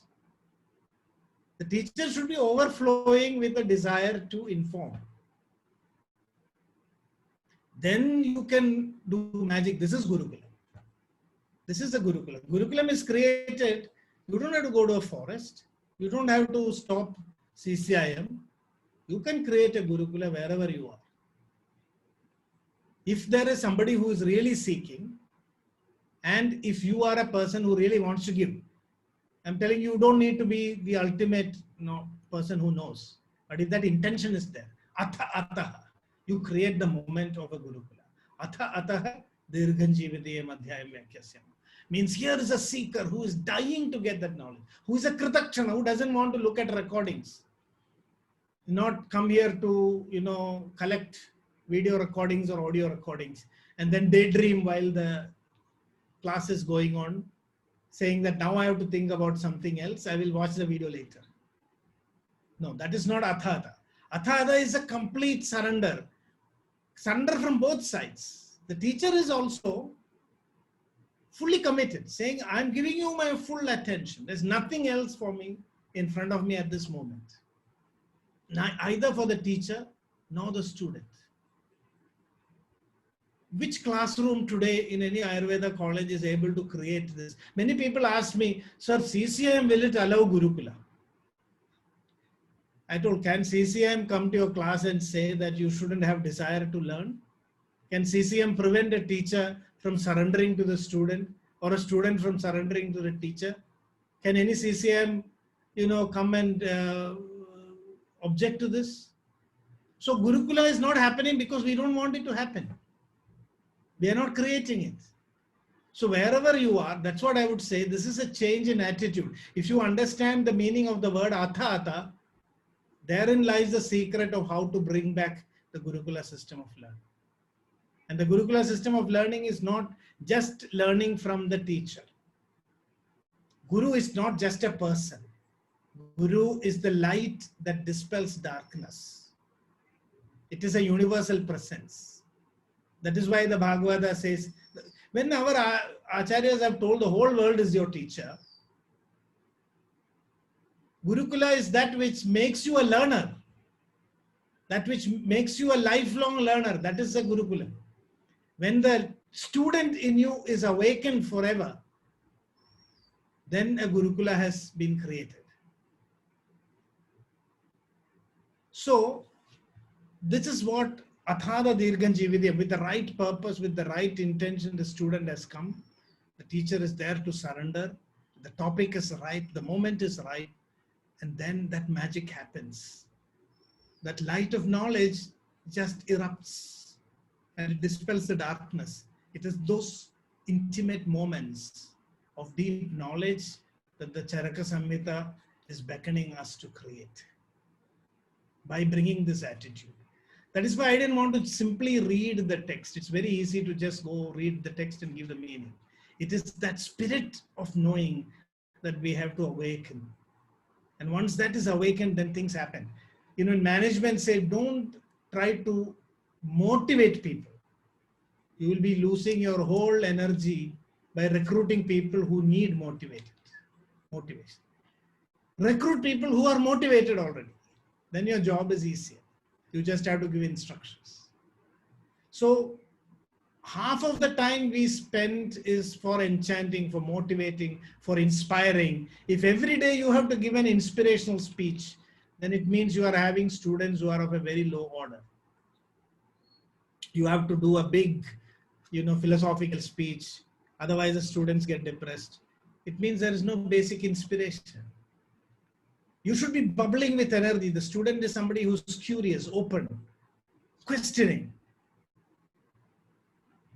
Apradushtena bhavena, vishuddhena antaratmana, sishyena samyak prishtasya, guror buddhi pragashate. You may say that I asked the teacher, he didn't give an answer. And I would say, don't blame the teacher. You did not deserve to know that. That's why the answer didn't come. I'm telling you out of experience. I have found that when I have asked questions to my teachers, sometimes I have received surprising answers from people whom I never expected would be able to answer to me that way. Sometimes even the most knowledgeable people couldn't answer my question because pradushta bhava, what is my attitude?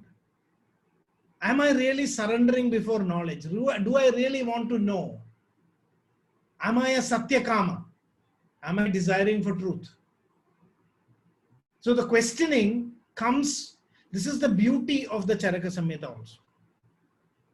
Now how to question? You need question, but question should not be violent. There is this famous, I think Guruji was mentioning this. Question creates violence and wonder creates silence. So the true questioning comes from wonder, a feeling of enchantment of the universe. And that is why how to question is very clearly described in Ashtanga Hridaya. It is said that Ityatrayad agamaya artha suktam tat suktinam pesalanam atriptaha Bhedadinam sammado bhakti namraha Paprachedanim samsayano Agnivesha. Agnivesha is asking a very, a hydrogen bomb question, destroying the Ayurveda's relevance at its roots itself. So he's coming with a bomb actually, Atreya. But Bhakti Namraha, he's asking that question with utmost humility. What Agnivesha is asking Atreya is that I don't believe your medicine works. My dear Atreya, everything you said is very nice, but I just think Ayurveda is no use. That is a very fundamental question he's asking. But he asks it in the right spirit, in that spirit of inquiry, in that spirit of surrender. He's asking it out of a deep desire to seek knowledge, to seek truth. So that is the spirit in which we must read the Charaka Samhita. So, itihasmaha Bhagavan Atreyaha. Dirgham Jividam Anvichan Bharadwaja Upagamat Indra Mugratapa Buddhva Sharanyam Amareshwaram Brahmana hi yatha proktam Ayurveda Prajapati Jagraha Nikhile Nadau Ashvinaudu Punastada Ashvibhyam Bhagavan's Chakra Prativedeha Kevalam Rishi Prokto Bharadwajas Tatma Shakram Upagamat. So this is the context in which the text begins, that Bharadwaja goes to Indra and gets this knowledge of Ayurveda. So there are many things here. Dirgham Jividam Anvichan Bharadwaja Upagamat Indra Mugratapa Buddhva Saranyam. So there are some conditions.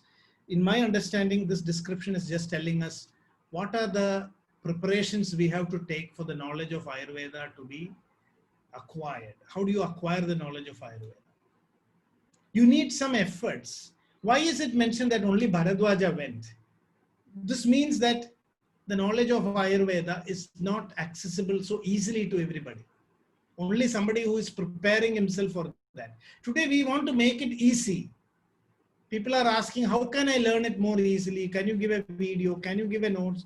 Now the teacher has to come down to today it is teachers hunting after students. Advertisements are put up and asking students, please come, students, please come. In olden days, students used to go behind gurus. Students had to advertise saying, I am a student, please accept me. Today, the whole situation has changed. So teachers have to come down and bow down to the students and make it easy for them. They have to be afraid.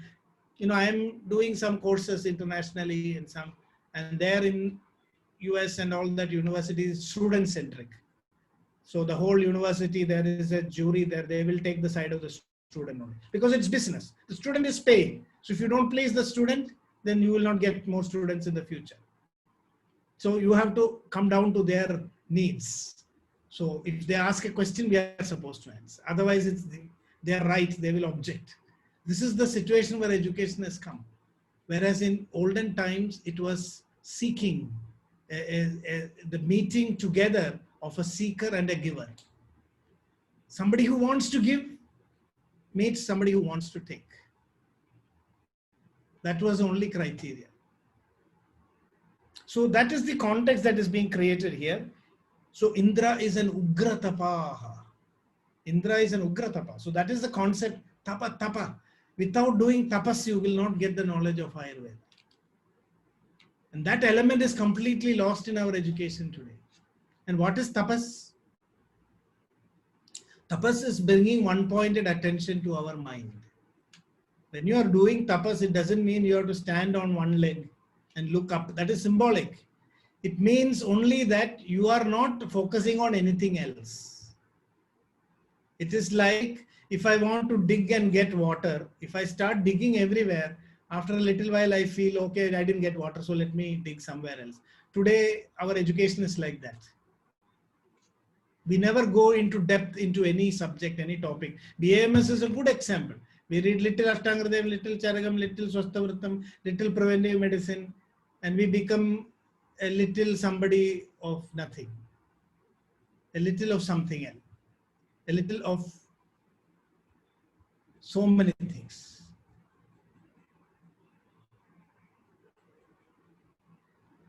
Yes, it is true. I mean, one of the biggest problems is, we have misunderstood what is a guru.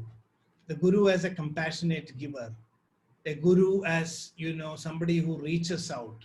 That's why I would always say, you know, I first have to declare my ignorance.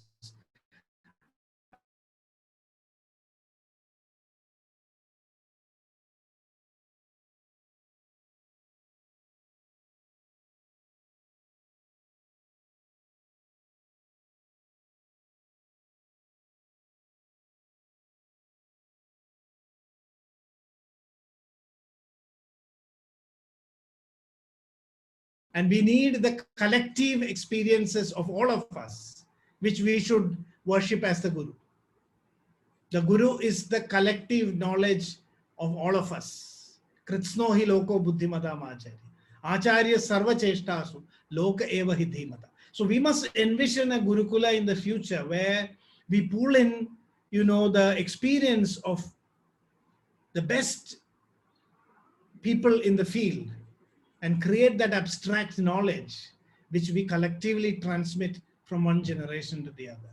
Gone are the days when one individual can, you know, claim to be a guru. So that is my idea of a Gurukula. I wanted to discuss some concepts because today we are initiating this in memory of Krishnakumarji, whose passion was to, you know, initiate this Gurukula system of training. This is what I want to say. The first thing is we must recognize that there is no individual guru. The guru is the sum total of the best experiences. The guru is the sum total of the best experiences of our community as a whole. And we must make sure that we bring that together collectively and make that the light for the next generation. There is a lot of darkness here. And all our experiences put together could create that light, you know, which will lead the way in the future. Maybe some generations later, we will create a Superman, Ayurveda Superman, who will become really an individual guru. But that's maybe some generations away. The birth of such a guru is some generations away. It is through collective effort that we also create such gurus. So in the beginning, it is not there. So, and the second thing is that I want to say the second principle of a Gurukula system that we could apply today, which I'm also learning from the Charaka Samhita, is that we become this, awaken our aspiration. As a student, we must awaken our aspirations to the highest. As a teacher, we must become honest. And we must share what we know and admit what we do not know. If our classrooms can change into such platforms for profound exchanges between students and teachers, I think we will manifest the spirit of Gurukula as it is. CCIM will be forced to transform. Because, you know, you don't have to curse the darkness. That is the beauty of, see, we are cursing because there is no light. Everybody is telling we have to create Gurukula, and what we end up is we destroy the present system and nothing remains. There is no Gurukula nor CCIM, nothing. So there is no need to destroy what is already there in order to create a Gurukulam. It's a very constructive thing. When you create a light, the darkness disappears. That is how the change will come. So it is possible for you and me, sitting where we are, doing exercises like this.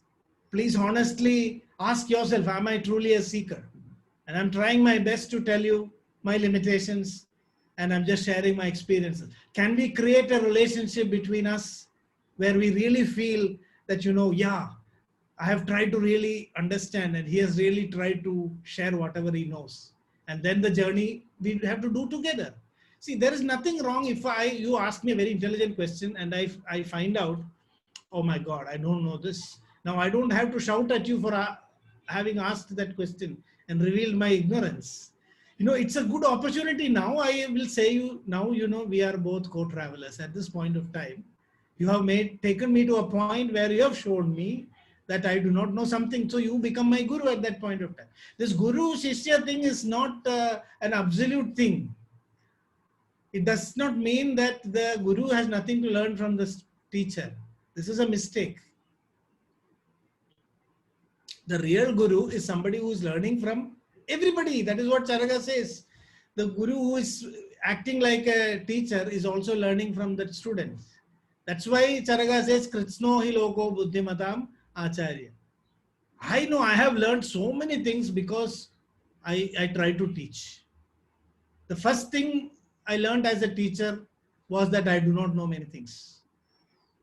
I never knew that before. My first lecture, when I was addressing a group of students and they asked me questions, I was taken aback. In one moment, I became angry, frustrated, but the next moment, I realized that here is a big opportunity. Here are my students, letting me know where I am ignorant. And that creates a new opportunity for me to learn and grow. And I've always realized that students and teachers, they are learning together. So I have to bow down. I've seen my guru, Amma, always bows down to everybody. Before you are able to bow to her, she bows down. So if anybody asks, that is the character of a real guru. You don't allow others to bow down before you. Purvabhibhashi sumukha. Suvesha karuna amrudu. Purvabhibhashi. Make sure you offer the prayer to the other person before they get a chance to do it. You may think as a teacher, oh, why is that person not worshipping me? I am the teacher. Why is the student not saying namaste? If you had the humility to greet even your student, after a little while, the other person will become uncomfortable. And then it will become a competition of who should greet the other person first. So it will become a namaskara competition. The teacher is wanting to do the namaskara first, student is also wanting to do the namaskara first. And then they end up, worshipping each other. And in that intimate relationship, there is a flow of knowledge. Knowledge doesn't flow by reading texts. Knowledge doesn't flow by giving, intellectual discourses. Knowledge flows when there is a connection between two minds, between two hearts. And that establishing that connection is the basis of the Gurukula. And that is why virtual learning, to collect information, you can do that. So in a later stage, continuing medical education, where you want to learn something specific, you can use all these tools. But if your foundational teaching itself is online, where you never see a teacher, where there is never an opportunity for establishing a one-to-one connection, then there will not be a transformation of your personality. Because in our tradition, the guru is the father, mother, and teacher all rolled into one. Mata, Pita, Guru, Devam. The teacher is both a mother and father, and a guru also at the same time. And that is why it is a Gurukula. You are in the family of the teacher. The guru accepts you as your own son. Vatsa Sushruta. Sruyatam. Oh, my son. That is what the guru is asking. See, in Raghuvamsha, Kalidasa said, Sa pita pitaras tesham kevalam janma hedav. Your biological parents are just the cause for your physical birth. So they can only claim your physical body. But the guru has a claim over your whole personality. So the Sa pita pitaras tesham kevalam janma hedav. So when you are in a real Gurukula, your parents just become the cause for your biological birth, but your guru becomes your real parent. So it's that relationship. It is in that environment that you are growing, because your father and mother, when you need to be given blind love until you are 5 years of age. Up to 5 years, you should be treated like a king. That is what the scriptures say. After that, disciplining should start. And when disciplining starts, your parents are a failure, because they are very selfish. They look at you, they pamper you, they think they are loving you, but they are not. They cannot. They are incapable of doing that because they have attachment. The guru has no attachment, but has love. And so that is why children were taken after 5 years. Up to 5 years, the parents are given the chance to pamper their children, be with them, don't give them to anybody else. But after 5 years, it's a very painful moment, and the parents hand them over to a guru who is both there. Now they say, here is your guru. He is both of us. He's your mother and father, and also your mentor. That is the relationship of a Gurukula. So Gurukula is not something which we can start just after 15 years, when you are already rebellious. Your rajas is manifesting. And that is when Gurukula education is starting in Ayurveda. Gurukula should start at a young age. This concept should come in schooling itself. Otherwise, a personality change will not happen. Today, Niti Ayog is discussing about, how to do all these things. And one of the biggest suggestions that were given is to introduce Indian knowledge systems from this level of schooling itself, so that these values are inculcated. It's already too late. 17 years of age, you're joining college and suddenly you are asked to enter into a Gurukula. It is a big shock. That's not the way it will work. So a big change in our educational system has to happen if we have to imbibe this idea of a Gurukula. Our school teachers have to really, transform themselves into becoming the gurus, taking the role of the parent, because by the time you're 17, 18, you're becoming mature already. You don't need, the parenting guidance. In fact, you are rebelling against parenting and other kind of guidance. You are asserting that you are an adult now. So at 18 years of age, if you are expecting Ayurveda students to come and fall at your feet, like, they fall at your father and mother, that's not something you are going to work out. So this is another point. Okay, so Indra is an Ugratapa and Sharanyam at the same time. Means he's Sharanya. So this is how a teacher should be. He's of the highest. You have to learn from the best. That's the point. That is, if today we want to go to Harvard or Oxford to learn, because there is a certain standard that has been set. This is what Vagbada also tells, Dakshaha Tirthatta Shastrarthaha. How beautifully Vagbada has captured. I can see these verses in Vagbada. He has just changed the words. Tirthatta Shastrarthaha. The Guru is explained as a Tirtha in Ashtanga Hridaya. You may be wondering whether I am discussing on Ashtanga Hridaya or Vagbada or Charaka. I'm just trying to show the connection. Forgive me for also sometimes jumping to Vagbada. But Vagbada sometimes becomes very powerful in understanding what Charaka has described here, because Vagbada has understood Charaka. Tirtha means place of pilgrimage.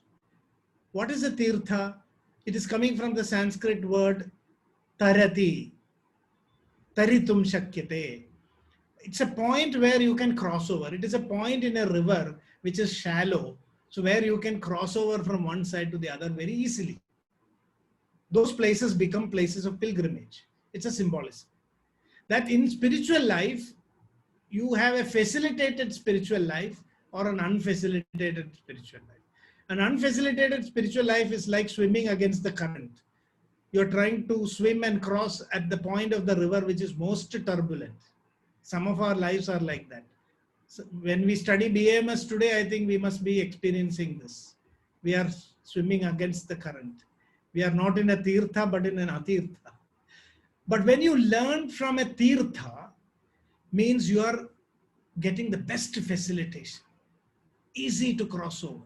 Sukhena, drutena, nischayena, sakyate. So easy to learn. Quickly you are learning, easily you are learning, and surely you are learning. That is the feeling you will get when you learn from a tirtha. The best source of knowledge. So the best source of knowledge is a mindset. Brahma means what? Brihvardhane. You have to become as big as the universe to know what is Ayurveda. That is what it means, Brahma Smrtva. Where is the secret knowledge of Ayurveda hidden? It is hidden in the entire universe. Wherever there is a piece of this universe, there is Ayurveda. The laws of the universe is Ayurveda itself.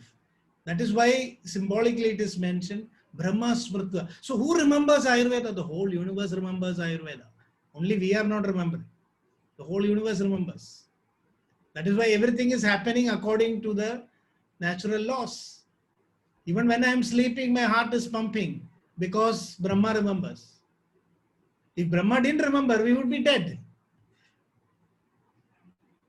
So when you say Brahma Smrutva, if you think that a four-headed person, some monster has come down, an alien came, you can even create an alien theory of Ayurveda origin. Because a four-headed alien came to earth and gave the knowledge of Ayurveda and went away. That is what Ayurveda Avatarana means. I've heard some people even proposing that. But that's not what is intended here at all. It means that grow as big as the universe. Expand your consciousness, because every atom in the universe remembers the law of nature. Everything behaves according to the dharma. And at a fire, that's why Swabhava Samsiddha Lakshanatva. Fire burns, water wets, it's a universal law. And Prajapati is the great assembler. Everything every time a new tree comes out, it's from a mango tree, only a mango tree comes. How does that happen? Because Prajapati is there. If there was no Prajapati, no farming would be possible. I put a mango tree and a sapota comes out. How would the world be? Just imagine. I give Haritaki, it works like Brahmi afterwards. It is absolute chaos. So what Ayurveda is telling here in this first part is Brahmana hi yatha proktam. Yatha proktam. There is no deviation. The laws of the universe are adhered to the letter. That is why experiments are possible, because there are laws. Science is possible because Brahma Smrutva. Because Brahma remembers, scientists are able to work in labs. They're able to predict how chemistry works, how physics works, how biology works. And the more our ego comes, the less predictable it becomes. So human life is most unpredictable because our ego interferes. The more you go down to lower forms of life, physics, chemistry is very predictable because Brahma Smrutva. When you leave everything to Brahma, everything works. Prajapati works. Every time your cell is recreated, you can remember that Prajapati. So you can see these ideas can be brought down. I would say that the DNA is your Brahma. Don't misunderstand. Don't say that this fellow came in the morning and told that Brahma is DNA. See, I'm just trying to build an analogy. It's not a one-to-one correlation, but I'm trying to say that you can perceive this in your own body. The DNA has all the information that the body is remembering and referring to through the process of transcription and translation. Genomics and proteomics, you can see Brahma and Prajapati acting there. Brahma always remembering, the genes are there. That information is always transmitted. And Prajapati, the RNA mechanism, it will remember the knowledge from DNA and assemble. Again and again, it produces the same thing. So, Brahmana hi yatha proktam Ayurveda Prajapati Jagraha Nikhilena. The whole genomic, sequence is remembered by our cell. Every moment this is replication, cellular functions are happening. You can see Brahma and Prajapati there continuously. And who are the Ashwinis? Ashwinis are the great balancers. They are the maintainers. This is the Ashwinis are nothing but the negative and positive feedback mechanism in our own body. That is why they are mentioned as the twins. They create the balance, the sympathetic, parasympathetic nervous system, the negative feedback systems, the thermostat. Everywhere you see the play of the Ashwinis. That is why they are called as Deva Bhishajau. Ashwinau Deva Bhishajau. Yajnavaha Vidismrutau. Yajnasya hi shiraschinnam unastabhyam samahruta. There is a deep meaning to this verse. Yajnavahis. What is a yajna? Every activity that happens in your body, every moment, your cell, your physiology is functioning is a yajna. Because the food that you take is transformed and your body is recreated. A Maha Yajna is happening in your body moment by moment. It is following the rules of Brahma and Prajapati is executing it. And the Ashwinis are making sure that this yajna happens without any disturbance. This is a model of how your body itself functions. So where did Bharadwaja go? Bharadwaja went to Indra. Who is Indra? Indra is your mind itself. Indra Jnane, Sahasrakshaha. Indra is Sahasraksha. He has 1,000 eyes. So through 1,000 eyes, Bharadwaja was able to see what was happening. He saw cellular biology, he saw genetics, he saw everything that was happening inside his own body. And he came back saying, yes, I have understood. So Bharadwaja was one of the first persons to take that trouble of training his own mind through Ugra Tapaha. So you can see here, Tapasas, verse number 14.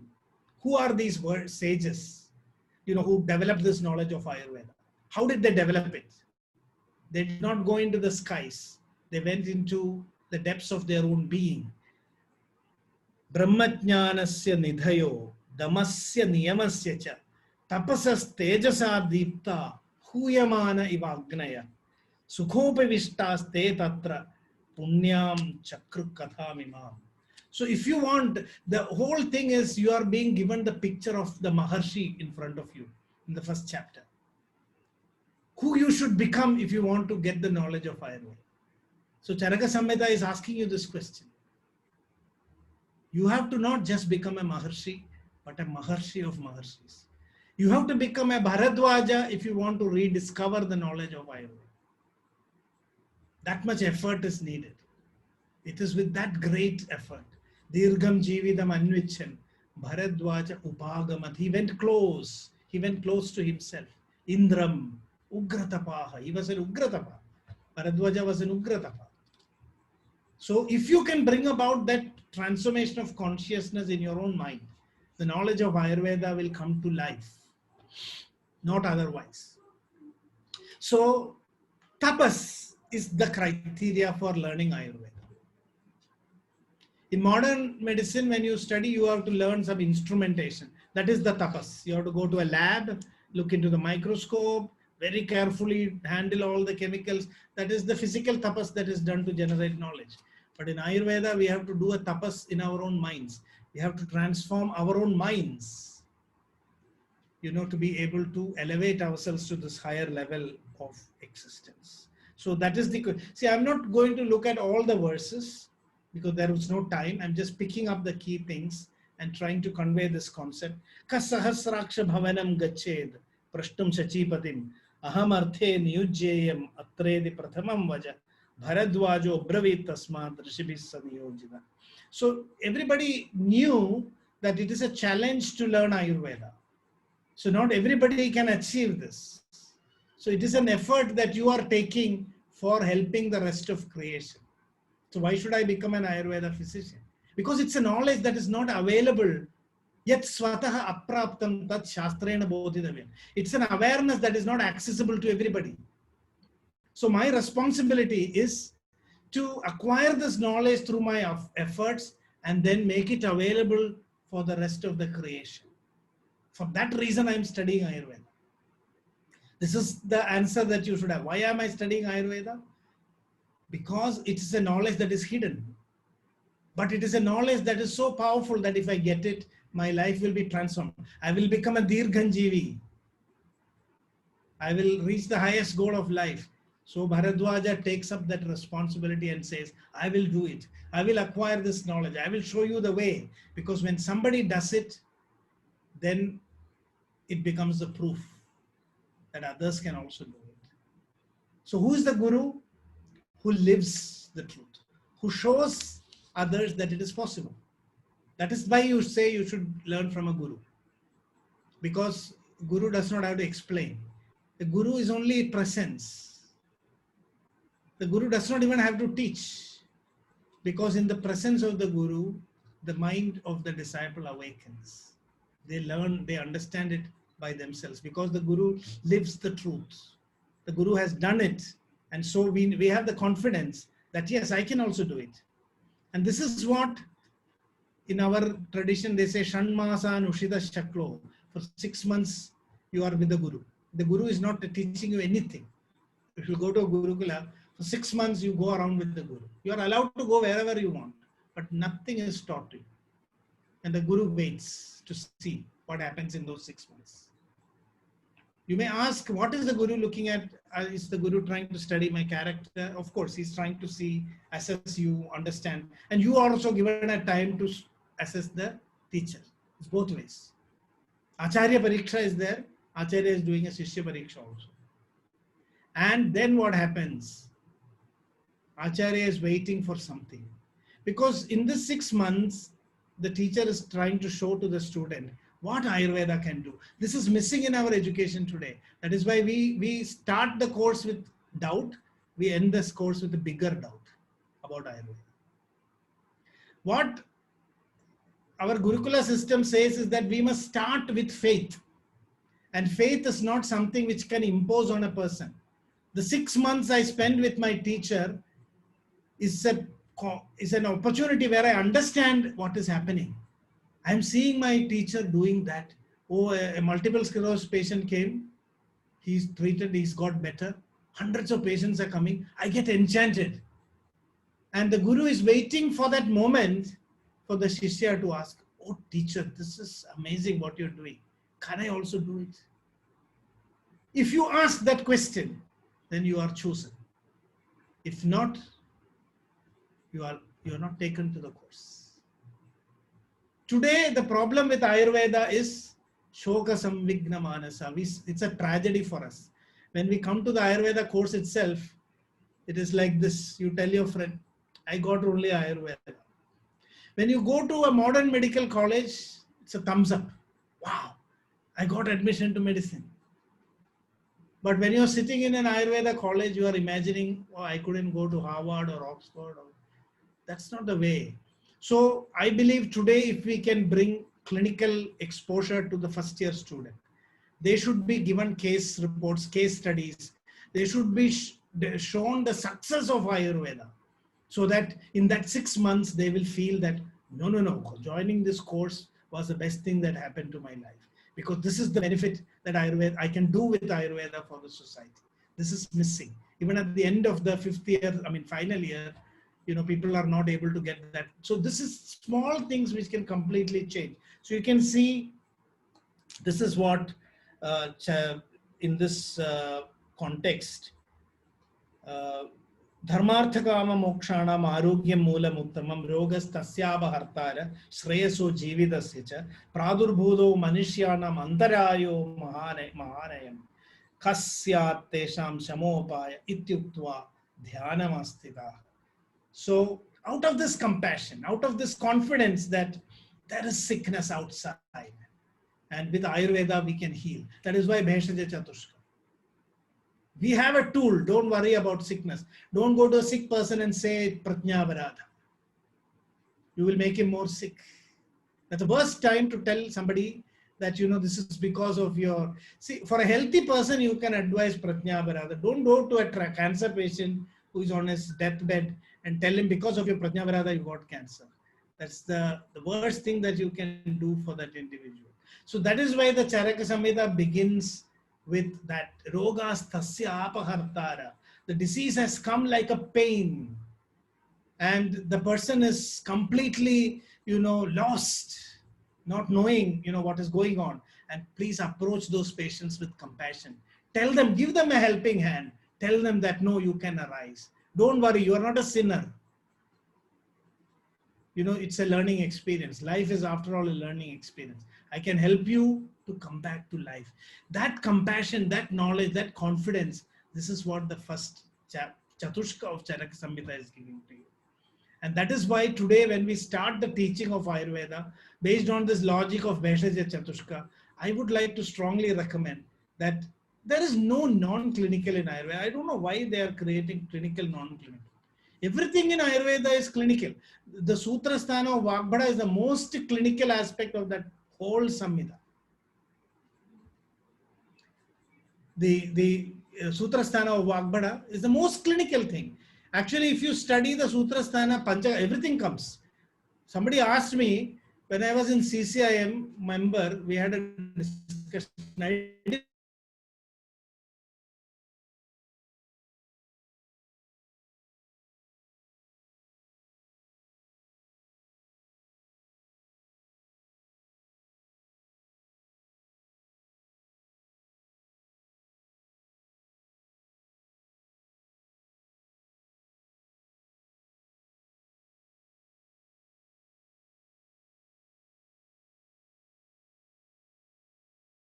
beginning. That is completely lost today. So Bheshaj Chaturshka says that you must start from seeing that suffering. You must see that what is it that you can do with Ayurveda. Don't start with big philosophies. Don't start by saying everything is Atma. To a sick person, that's the worst thing that you could do. So that is why this is Bheshaj Chaturshka. And then he goes to Indra. And it's so beautifully described. Sa Shakra Bhavanam Gatva Surashri Gana Madhyamam Dadarsha Balahantaram Deepyamanam Ivanam. So he's seeing a fiery presence. He says he perceived Indra like a fire. Sobhigamya Jayashirbhir Abhinandya Sureshwaram Provaja Vinaya Dhiman Rishinam Vakyamuttamam Vyadhayo hi Samutpanna Sarva Prani Bhayangara Tad Bruhi me Shamopayam Yathavat Amara Prabho Tasmai Provaja Bhagavan Ayurvedam Chatakradu Patair Alpaihi Matim Buddhva Vipulam Paramashe. Now we are Analpa Padas we are using here. Because of my ignorance, I have to say many things to even convey something very small. And even after discussing so much, we all may end up still feeling ignorant. But that is not what happened when Bharadwaja met Indra. Padaihi alpaihi. Indra realized that I have to say only a few things to convey this knowledge. So the knowledge of Ayurveda was transmitted between Indra and Bharadwaja in few words, not even a full sentence. Not even sentence. This is a very interesting aspect of Ayurveda. Today, in today's world, more descriptive, more detailed you are, the more you say it is knowledgeable. In ancient days, the less you have to describe, the less you have to explain is considered as a merit. How long do we need to learn Ayurveda? This is a question that I used to ask. How long does it take to learn Ayurveda? Can anybody answer?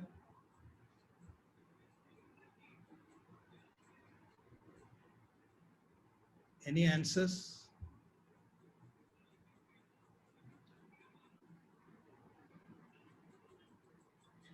Lifelong. Okay, somebody may say many lives. Yeah, one life. But I want to say that we need only one moment to learn Ayurveda.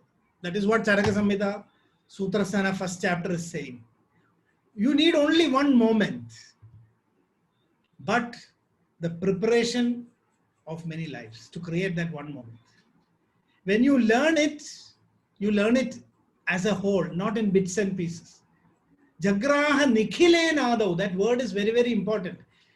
All those people who learned Ayurveda did not get it through a 5-year program or an 8-year program. They got it instantaneously. This is a beautiful thing that is we don't give enough attention to that. Bharadwaja didn't go to Indra and learn for 5 years and get a BMS degree and come back. He needed only a moment. Padair alpaihi matim buddhva. So the preparation is important. So our education system should focus more on the preparation rather than on just transmitting information. That is the tragedy today. We are only transmitting information, vomiting in the exams, no transformation, no preparation. So we never create that moment where we get wholesale Ayurveda. We are going, so you can get Ayurveda, you can get entry to the Sutra, to those small shops and getting things in retail, little by little.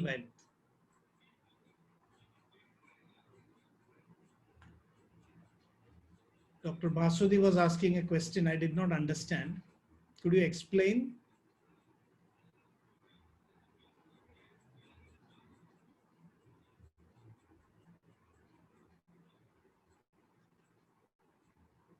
Okay.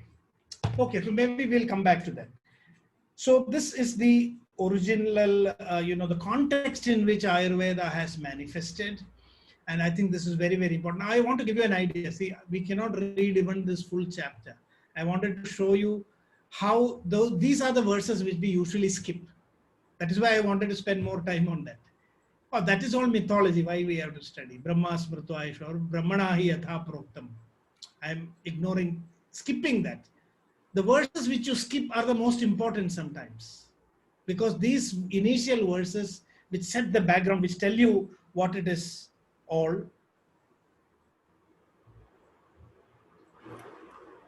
That's most important. So you really understand what is the preparation that you need. Sonanda param triskandham ayurvedam mahamati yathavad achirat sarvam. So you can see that word is used, achirat. Achirat sarvam means without any delay. See, have you pondered of these keywords before? I did not when I first read Charaka Samhita. I just skipped it. Many times they have used padair alpaihi, achirat sarvam, without any delay. In one moment he has learnt everything. So, tenair amitam lebhe bharadwaja sukhan vidam rishikbhyo nadhigam tacha shashamsana avasheshthaye. So this is the most important thing. Bharadwaja gained it first. That is the meaning of Ayurveda. Anena purusho yasmad ayurvindadi veticha.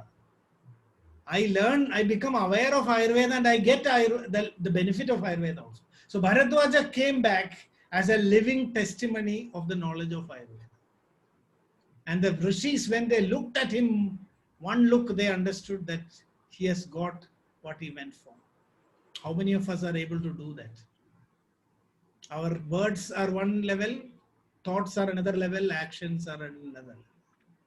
Bharadwaja came back with a complete synchrony of his thought, word and deed.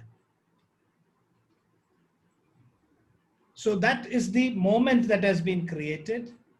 Rishayascha Bharadwajas Jagruhustam Prajahidam Dirghamayush Chigirshando Vedam Vardhanamayusha and Maharshayaste Dadrushuhu. And what did they? Yes. So the magic that came in that moment is, the real thing that gets transferred when a guru and a shishya. A guru is a person who has experienced. In that moment of experience, it's only a person who has that experience can transfer that insight to the other person. So Indra had achieved it and Bharadwaj was completely prepared. It's like, you need a mirror to see yourself. That is the guru. The guru serves as that mirror. It creates that moment where you're able to perceive what you could not perceive before. And that is what happened. But Indra was completely, living in that awareness. And that is what helped Bharadwaja to know that in a moment. And Bharadwaja was completely prepared also. And so when that happens, when the teacher, this can happen in nature also. And there is a preparation, lower knowledge happens. After a long preparation, when you're sitting silently, in one moment, the insight happens. Have you noticed that no answers, everybody say Q&A session, Q&A session. Yes, it's important. But no answer can satisfy you. The answer that comes from within, that's the only one that satisfies you. When you know, you become silent. And you will not want to explain. Buddha was like that Buddha silence. When Buddha got this knowledge, he became silent.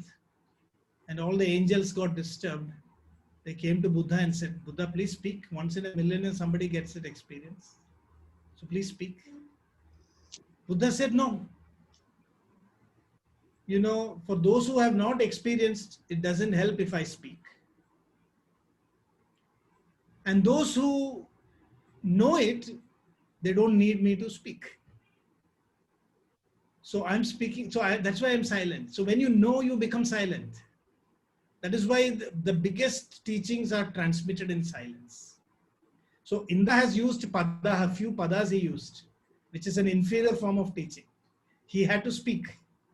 So it was not the ideal thing. Mauna vyakhya prakadida parabrahma tartum yuvanam. Mauna vyakhya prakadida. It is a discourse of silence. This is famous verse. Chitram vadataror mule. Vruddha shishya guru riva. Gurostu maunam vyakhyanam. Shishyastu chinna samshaya. So here is this wonderful sight. The guru is sitting, is a very young person, sitting silently, and all the disciples are older than him, but they're all silent. So somebody came to this university, NAC accreditation, they wanted to see what is going on. And if you go to a class and see silence, pin drop silence, students are silent, teacher is silent, and everybody is in bliss. You know that accreditation will be withdrawn for sure. They would say, oh, this college, nothing is being taught. So if you go to Indra and Bharadwaja, university accreditations will go. Because here the transmission happens in silence. It is that moment of silence that we try to create. This is called as Swadhya. Atma vare drashtavya, shrotavyo mantavyo nididhya sidavyascha. First you have to hear about it. Then you have to think about it. Then you have to contemplate.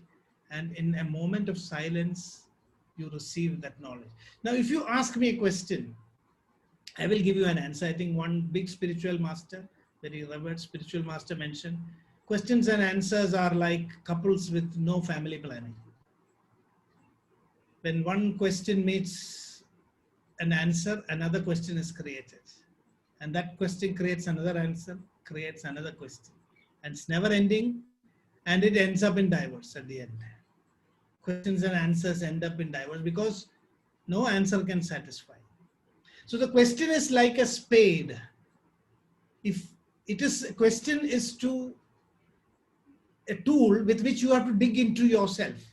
If I start poking my question at others, that is a mistake that we make. So the answer is only to sharpen that spade. A teacher answers a question so that your spade is more sharp now and that you can. So the answer is never the solution. What happens afterwards? The best insights that I have got have happened when I was alone in silence. Not when I was with my teacher, not when I was in my classroom. But then I cannot say that my teacher or my classroom was not helpful.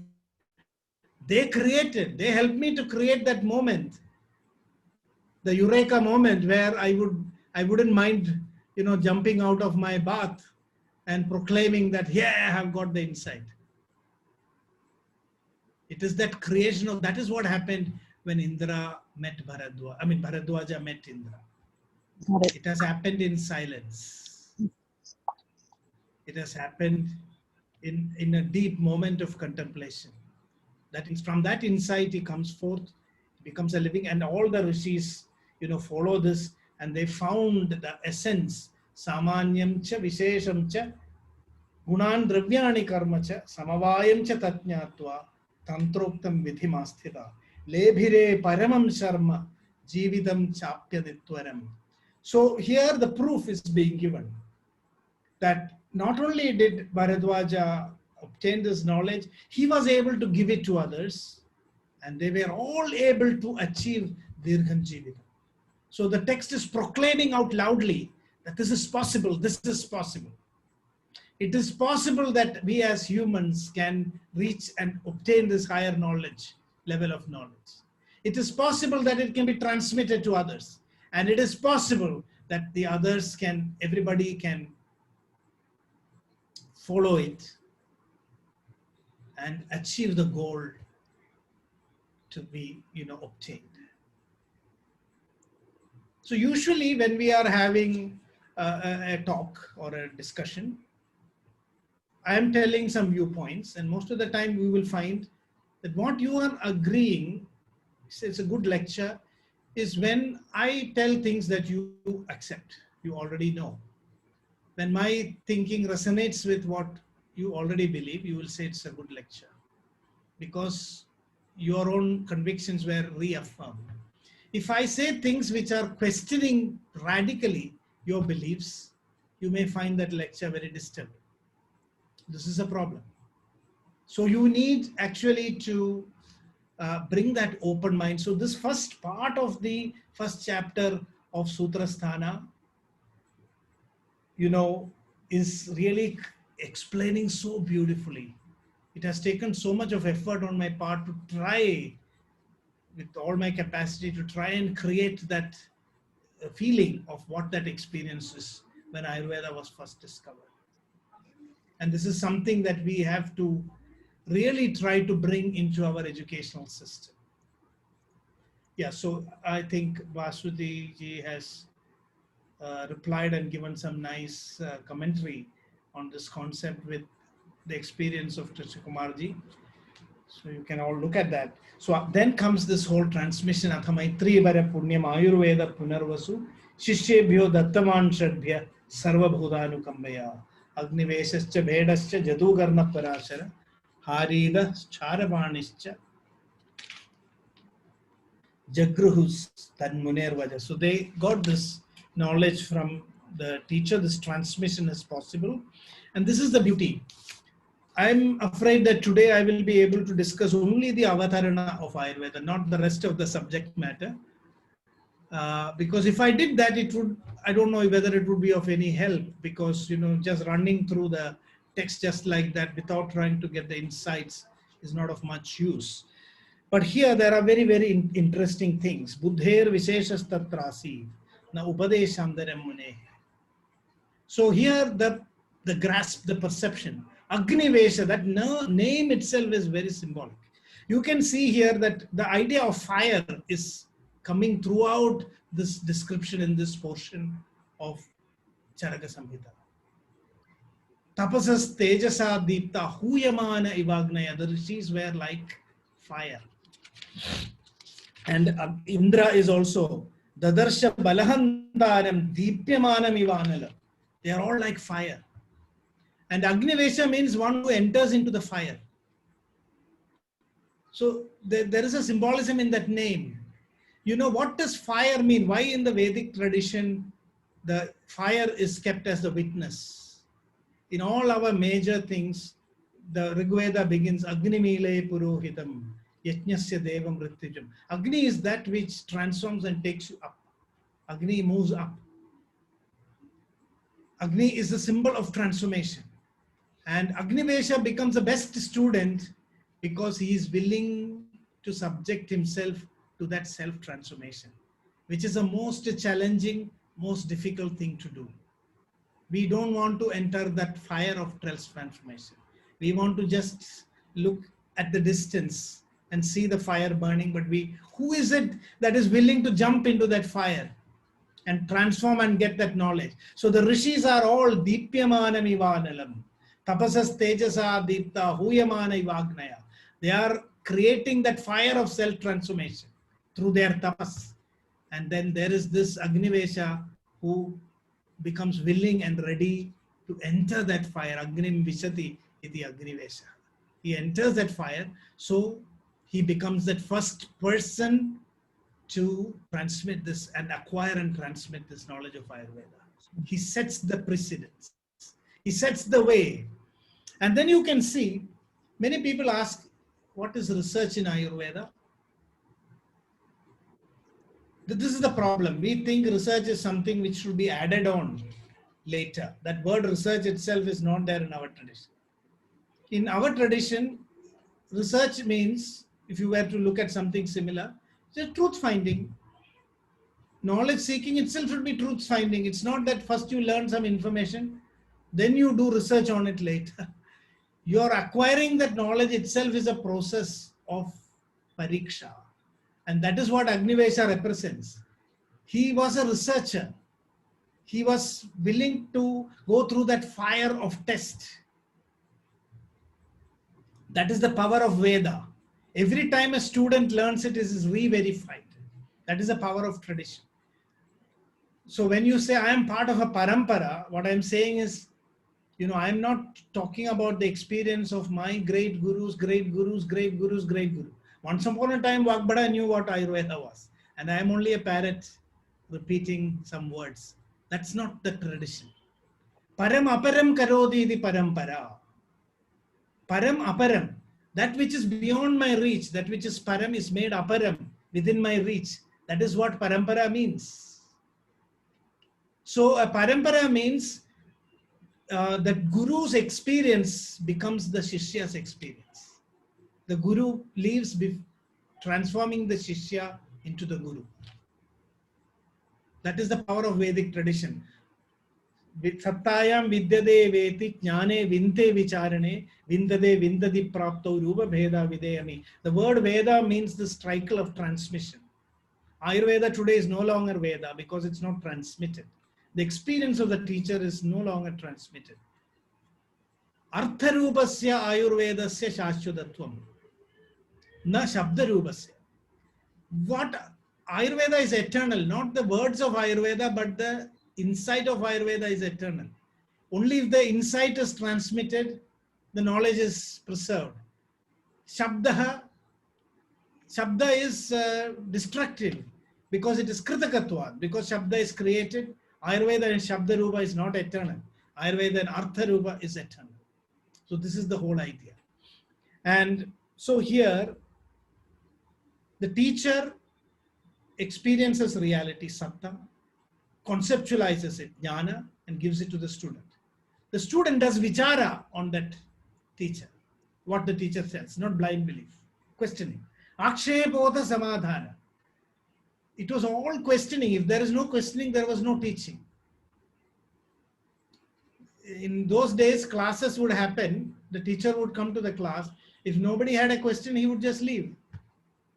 Today, you cannot even ask a question. You have to listen only to the lectures. And when you get tired, the teacher leaves. That is the current situation. So in those days, akshepa, you had to try to disprove what the teacher says. And when you fail to disprove, you accept it. This is very similar to the falsification. All the Purva Pakshas have to be examined. If the teacher says like this, the student should ask, why not this way, sir? Why not that way? Why not the other way? So when you explode all the other explanations, you come back again, and then the teacher asks you, are you now convinced that this is the best statement? This is the process of learning. Today, students are not able to think of alternative views. It would be blasphemy if I said doshas don't exist. Can I think that there are no doshas? No, I mean, you would be fired from the class. Or you go to the other extreme. You just deny everything. That's also another thing. Here, the discussion is very constructive. You are allowed to examine other possibilities. This is called as Purva Pakshas. And when all the Purva Pakshas are examined, and when all the Samadhanas, this is called Akshepa. The word Akshepa is used. Akshepa means to criticize, to find fault. And that is a long process, of course. It's a very long process. But the good thing is that it's only the beginning which is slow. You undergo such a transformation that you may think that if we are going to study like this, it may take ages. The problem is that it takes ages for us because we never lay the foundation well. You can see when you're making a building, first you go down. When you are making the foundation, nothing is seen. And you may say, no work is happening. This is the first stage of your study, where you're digging and building the foundation. In those days, only 14 chapters would be taught of Ashtanga Hridayam. And they would say you have become a Vaidya. The rest you can learn yourself. So you are taken through a process where your own discrimination awakens. And when you become a learner yourself, you are left alone. And learning becomes very fast. So that was the old method. It was not studying all subjects together, spending equal time on. No. It was making the foundation very strong, so that the rest of it would unfold by itself. So I will just conclude now, because the last 15 minutes I would like to, have some interaction. So Ata bhelades chakruswansam tantram kritani cha shravayamasuraatrayam sarshisangam sumetasa. Surutva sutranam arthanam rishaya punyakarmanam yathavat sutridamiti prahrishtas tenumenire sarva evas tuvanstamscha sarva bhuda hidaishina sadhu bhudesh anukrosha ityuchera abruvensamam tam punyam shushruvu shabdam divi devarshaya sthita. This is a very beautiful moment. Today we are talking about peer reviews. This is the first instance of a peer review. All the students, after they learned, they had to come back and narrate their experiences before a learned audience. And if their work was completely peer reviewed. And after that peer reviewing process, what passed through that process of peer review, that became the text, the updated knowledge for the next generation. So this is the avatarana of Ayurveda that we see in the first chapter of Charaka Samhita, which sets the stage. This is most important. This is the most neglected portion of the first chapter, which is why I wanted to fully devote my time for that. The rest of it is the subject matter from Sharirendriya Sattvatma. But I thought that, we are doing a lot of injustice to Charaka Samhita by dismissing these first 40 verses, in which is the key for truly learning Ayurveda. So with this, I would like to conclude, and I think the next 15 minutes we could spend, interacting. I would very much like to, and I remember Krishnakumarji with great reverence and gratitude. It is because of his vision that many of us could undertake this journey in our life. I wanted to study medicine. I even fought with my father for sending me to Ayurveda. And I'm sure any other college I wouldn't have survived. It was because of Krishnakumarji, and he used to even personally interact with many of us, apart from the teachers. So that skill he had. He could identify who had what challenges, and he would reach out. And it is those experiences that I gained during our Gurukula system. Today's class duration, I was told, is 3 hours. So we are coming to the end. Sir, we will discuss about the future lessons more later.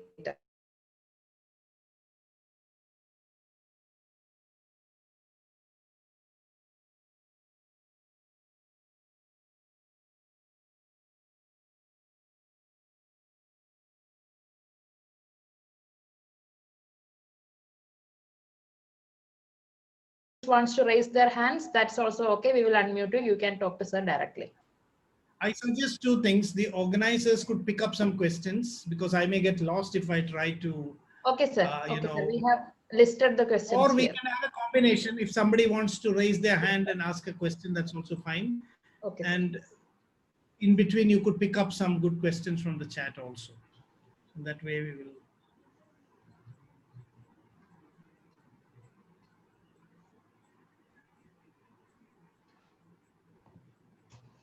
And I'm also looking forward to see the gaps in my own knowledge. So I'm very keen to hear the questions, because this is a big opportunity.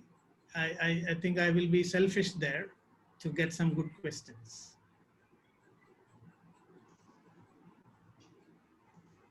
Dr. Vaidya Adityan, please ask. I am Dr. Kala Ranjani. Okay. Sir, namaste. Thank you so much. Sir, I'll be fast with my question. Sir, like every word, like when you are doing the Charaka Adhyayana, we try to sit and study at home. But the problem is, Yes. each word you told it totally a different, profound implied meaning. Yes. So, but when we sit and study, I don't think we will be just looking at words. So how is it possible for us to do Adhyayana and learn? Where can we learn like this? This is a question which I had asked myself. Yeah. This is because I relate to that very well, because this is a question that I also asked once upon a time. When I listen to some of my teachers giving profound explanations, when I go back and read, I am lost. I don't get it. So, Yeah. from my what are many of the things that I was able to say today is a process. It's part of a long process. I have spent time studying with many teachers. So that's what a parampara means. This is the power of a parampara. I have tried to learn from experts from different traditions of the Charaka Samhita. And then, they give you a spark. So it's like a spark that you get. And that is what the parampara transmits, the spark of an insight. What you are saying now reminds me of Shankaracharya's words. Shabdajalam maharanyam chitta brahmana karanam. If you get lost in words without insights, Shabdajalam maharanyam, it's like entering a big forest. Chitta brahmana karanam, your mind will, just get confused. You will feel like you are lost in the forest. So, Artha Grahana is important. And Artha Grahana Artha is the spark. It is the Shaktam Padam. It is the Shakti.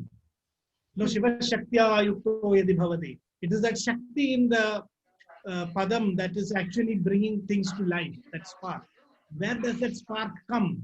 That is why we go back to the Adi Guru, first person who created that spark. That is why we remember the Guru Parampara. Is it not? The beginning, what is that verse? Chaturmukha Samarambham Shankaracharya Madhyamam Asmad Acharya Paryandam Vande Guru Parambaram. That is why we say start by doing Vandana for the Guru Parampara. What you are asking for is that spark. Where is that spark? I am, I have a lighter with me. I am going on pressing it, but no light is coming. That is the question. So, Yes. spark has come from the parampara. Somebody has to give you that spark, and you must be with that person till that spark is transmitted to you. And now it is up to you to, make that into a blazing fire. You have to become an Agni-Vesa, who is consumed by the blaze that is created out of that. So this is why Krishnakumarji wanted to create situations and occasions where this spark could be transmitted. I think his programs, Tattva Prakashini and all that, he would spend a lot of time with the students trying to create that circumstance in which that spark could be transmitted. We are today trying to transmit words and get a certificate. Krishnakumarji was focused on transmitting that spark. And that spark is getting transmitted. I am a victim in that process. He made me a victim carrier of some of that sparks, maybe. So when I speak, maybe somewhere it has come and it is moving through me. But it is only a spark. Today we are yet to capture that spark. I think that spark is also waiting to get a real gasoline. When it really falls on gasoline, that spark will become a big fire and an Agni-Vesa will be born.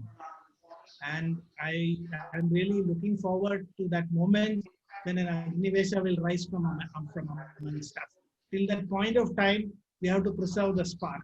Keep maintaining that friction so that we don't lose the spark in ourselves. In my experience, this is the small little thing which I'm trying to do. Somewhere down the line, when I went to this Gurukula, something sparked in me. And with all my limitations, all my worldly, engagements, I'm trying to do my little bits to preserve the spark so that, it may fall somewhere. Someday a gasoline tank will come near me. And I don't bother if I'm consumed in that process.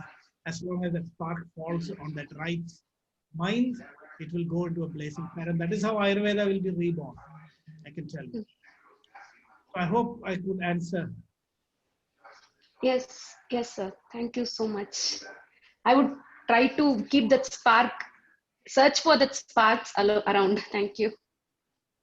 Dr. Vinay Kumar, you are unmuted. Hello, Namaskaram, sir. Namaskaram. Sir, I am going to talk about means that context. Athato dirgha jivatya syamaha means Charakacharya started with Athata. Then you told Chakrapani, he started the chapter with the Shiva, the Rudra, Trinetram, Trishuladhari. Okay, sir. So in context of Jara Chikitsa, Acharya Charaka, Matra Punarvashu, he told that Vishnu Sahasranama you have to chant in Vishnu. Yes. And the same thing, Harika also in his Samhita, he told Rudra Puja or he is a bhakta of Rudra Puja or Hanumanta Puja. And Hanumanta Shastranama, Rudra Shastranama should be chanted in Vishamajara. Sir, my question is, the Harita is somewhat considered as the son of the Atreya, Punarvashu. Okay. So, both the guru are given the two different pujas, means Shastranama. Or my question is, we can chant any Shastranama in Vishmajara? Is it possible? Yeah. So, you need to understand some principles here. I will try to explain with my understanding. One is certain facts are there. Harita Samhita, which we have today, is not the classical Ayurveda. It is written much later. The original Harita Samhita is completely lost. It is a much later Samhita. So we do not worry about it. Now coming to the Upasana of Devatas, this is something which many of us have not understood. Even I had a lot of doubts. Each Devata that you take is the configuration of the Trigunas in a particular way. So definitely you cannot have the same Devata for even every person, because my Triguna configuration of a mind is different. I need my own personalized Devata. Devata Sankalpa is not like God. There is no God in our tradition, in the way it is understood in the Western the religious tradition. There is no God. Ishvara is not God in that sense, as a person. The Devata Deva means light. Devata comes from light, is a state of mind which you can awaken yourself. When you say Vishnu represents a Sattva Guna predominant Devata. When you say Shiva, it is Tamo Guna Pradhana. Devi is Rajo Guna Pradhana. And there are so many such permutations and combinations. So this is why we say for each person there is a Devata. Now, what we are doing through Devata Upasana is to reconfigure the state of our mind. Our mind has a connection with our immune system. And in diseases like infectious fevers and all that, after a stage, there is a big effect of the mind on your immune system. And unless you handle the stress of your mind, you cannot, preserve the function of your immune system. So it is in that stage, in Agandhu Jvaras, that Vishnu Sahasranama and all that is described. So when you are doing that Upasana, I believe that many of these effects can be measured using the PNEI axis. There is a change that happens in your mind. When I do Upasana of Shiva, the configuration of my Sattva Rajas Tamas changes. My behavior will change. My action will change. That is why we say you need a guru to tell you which Devata to do Upasana, because the guru understands the structure of your mind. And so when you do that, when you say I am doing Vishnu Puja, the effect it produces on your mind and on there's a crosstalk between your mind, nervous system, endocrine system, immunological system. The effect can be seen throughout your body. This is a very fundamental concept in Ayurveda, Ragadi Rogan.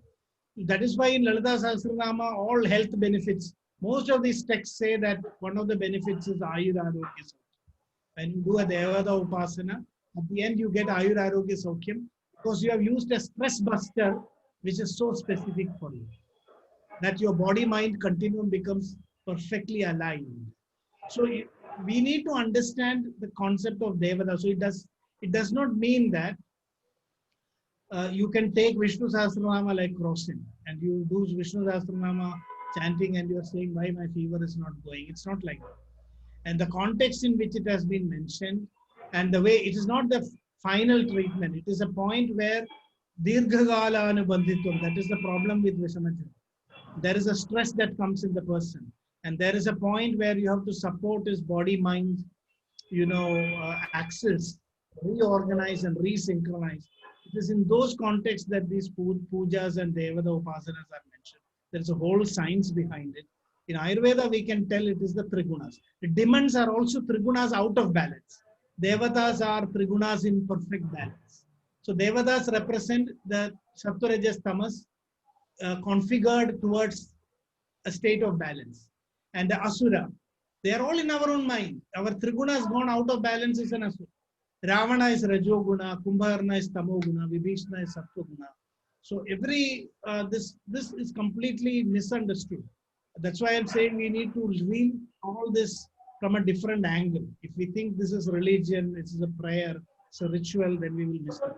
So I think this all I can answer at this point of time. This requires an independent discussion because it's a very profound topic.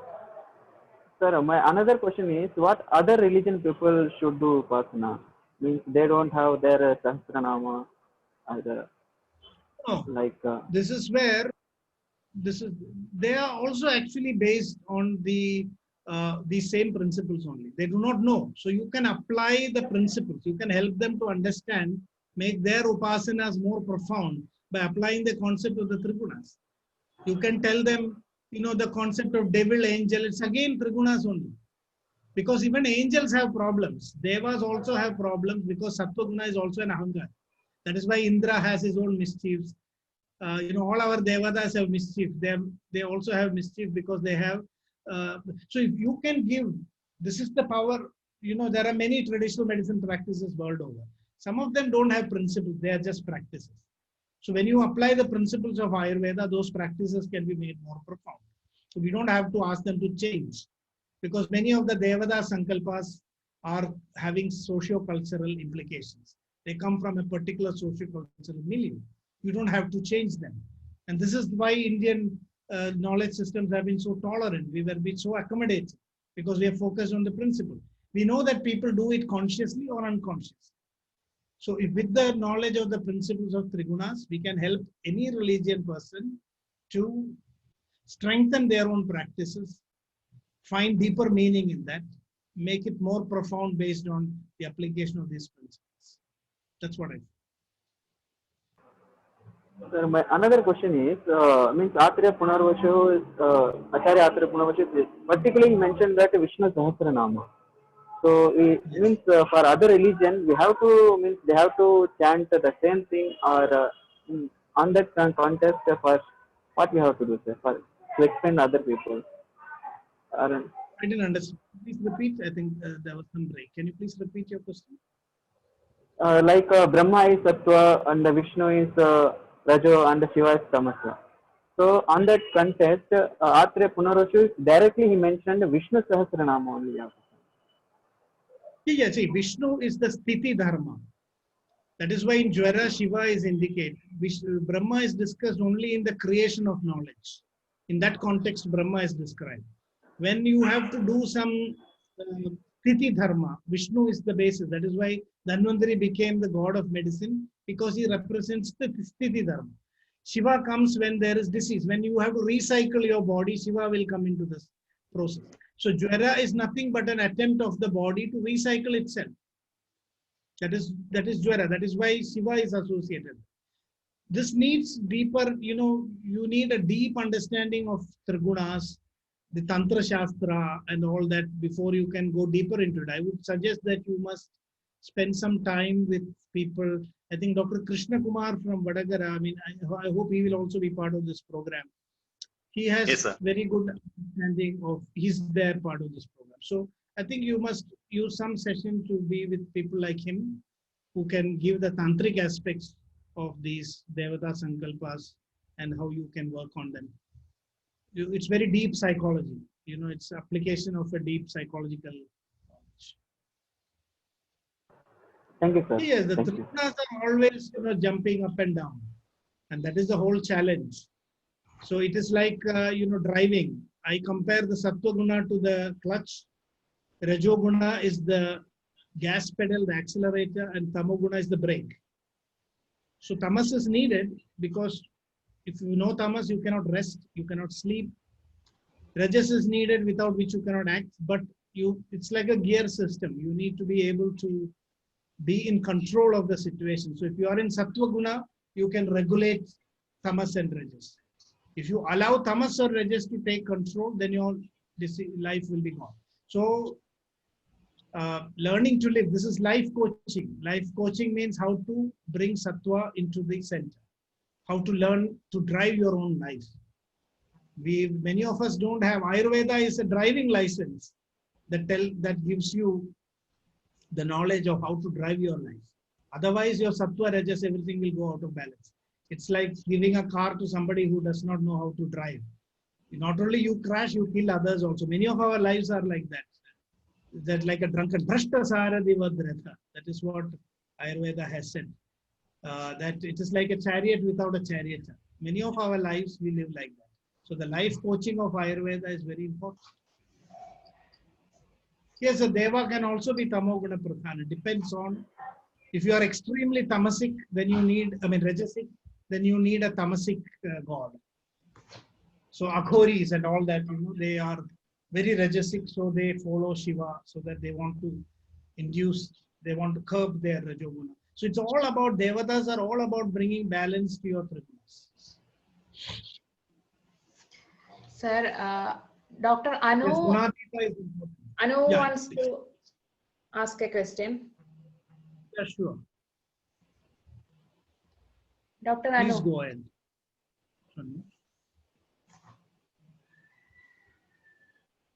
I think She's Dr. Anu still is mute. not available, but Dr. Ritika Manjula, please unmute yourself. Namaste, sir. Namaste, namaste. Yes, even though we study in group and come out in group, few doctors will gain a very good name. People say that their hand power is very good, so they rush to such doctors only. That is because of previous births, gain knowledge. That is Ayur knowledge, sir. Yeah, many things are there. Ultimately what I've realized is the mind is the ultimate healing energy. So to have a successful practice is not a big thing. I have seen a lot of people who are quacks or who have not learned medicine. They are actually doing well in clinical medicine. People get better. So many instances are there. This is because, placebo is a really powerful medicine. And if you are having that personality with which you can, modulate with the patient at that level, then a lot of illnesses, get cured. I read somewhere that, 80% of 85% or 80% of the consultations are for diseases that do not really require any medical intervention. People are going to doctors just for an assurance, and that assurance has a profound impact on their immune system and the way they respond to the illness. So if the doctor cannot convey that sense of confidence, sometimes very scientific learned doctors make a mess of things because they just cannot convey the simple message which happens so silently that you're going to get better. If you are able to transmit that message, you don't have to say it, but the way your disposition itself can convey that, then you are going to be a healer. Which is why Nagarjuna also chose that second person, because that is what makes the whole healing different. There are some people who have this knack in their personality. So it's not just all about knowledge. And another thing is also, previous births, your previous samskaras are also important. If you look at people who are great singers, like, we lost SPB tragedy. We know that he was not formally trained. We just learned about his old stories. It's as if music was there in his blood. So that is also there. Some of us are inclined to become healers because of a previous samskara.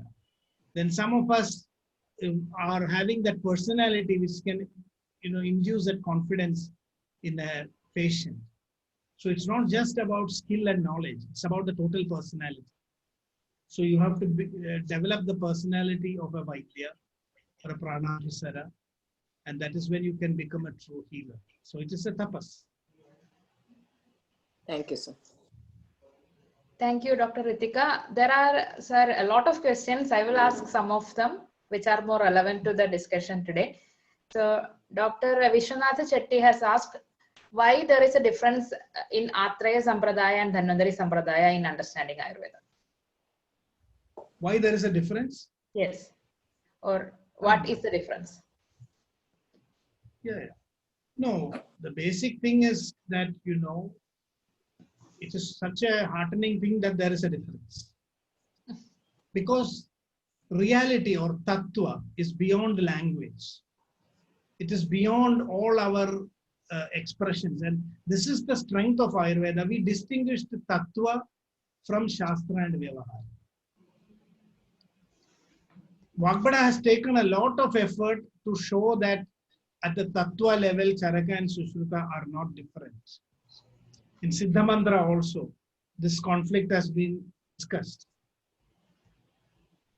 Tattva is the underlying principle, thatness, which we only experience, which we encounter, which we cannot explain to others. Shastra is when we create a theory, we construct a model of our experience to communicate. That is Shastra. So the same tattva can be explained through different Shastras, different viewpoints, and each of them have certain advantages.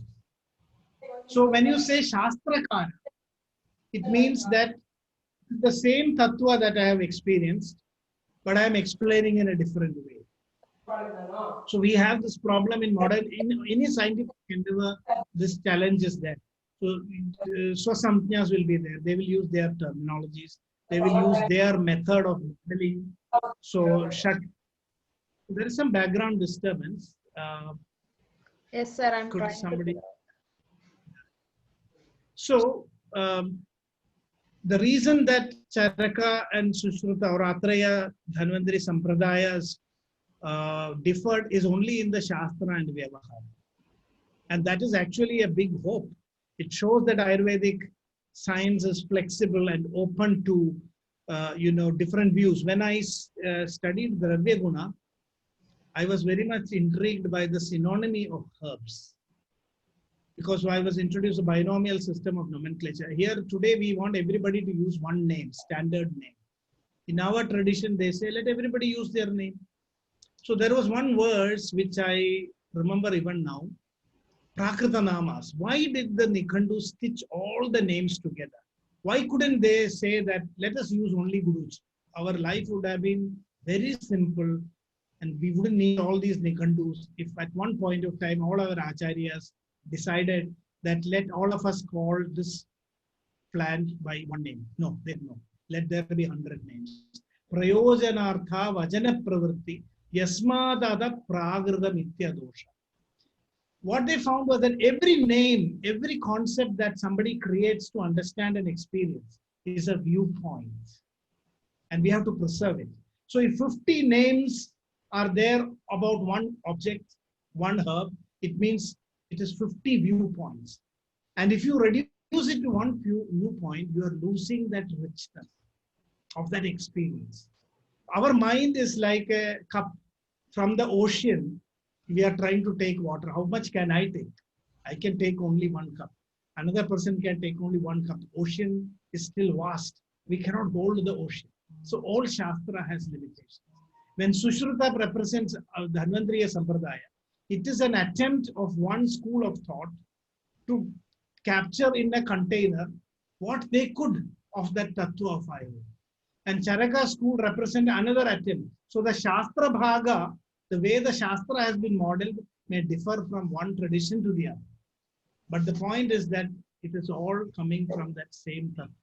So by preserving this diversity of knowledge, which is a hallmark of the Indian way of thinking, we had the freedom for each individual. You can have your own viewpoint of what is true, because it's your experience. So to preserve that, that is why we have these different sampradayas. And we must see that is, we had a multi-paradigmatic vision. We realized that we all think in paradigms. And we shouldn't force everybody. Today, integration, they say they want everything to be integrated in one paradigm. What Ayurveda tried to do is integrate multiple paradigms, a meta paradigm. That is the approach of Ayurveda. So we want to accommodate everything.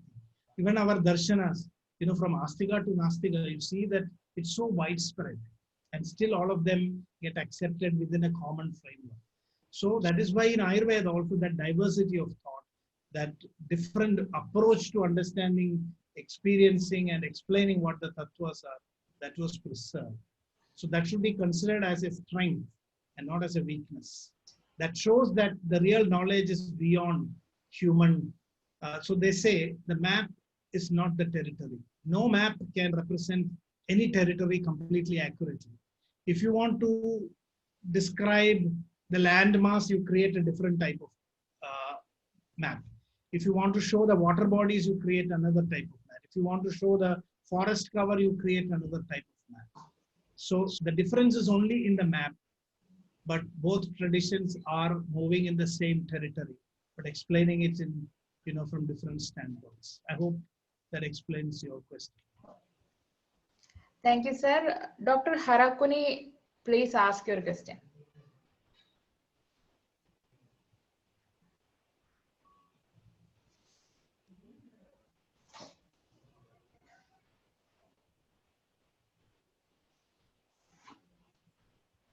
Hello.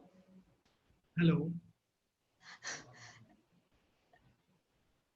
Dr. Harakuni, you have unmuted. Your video is on. Please ask your question. We are not able to hear you.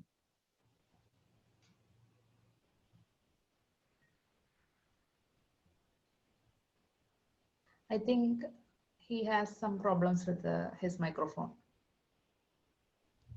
Okay, sir. In the meanwhile, there is one question here.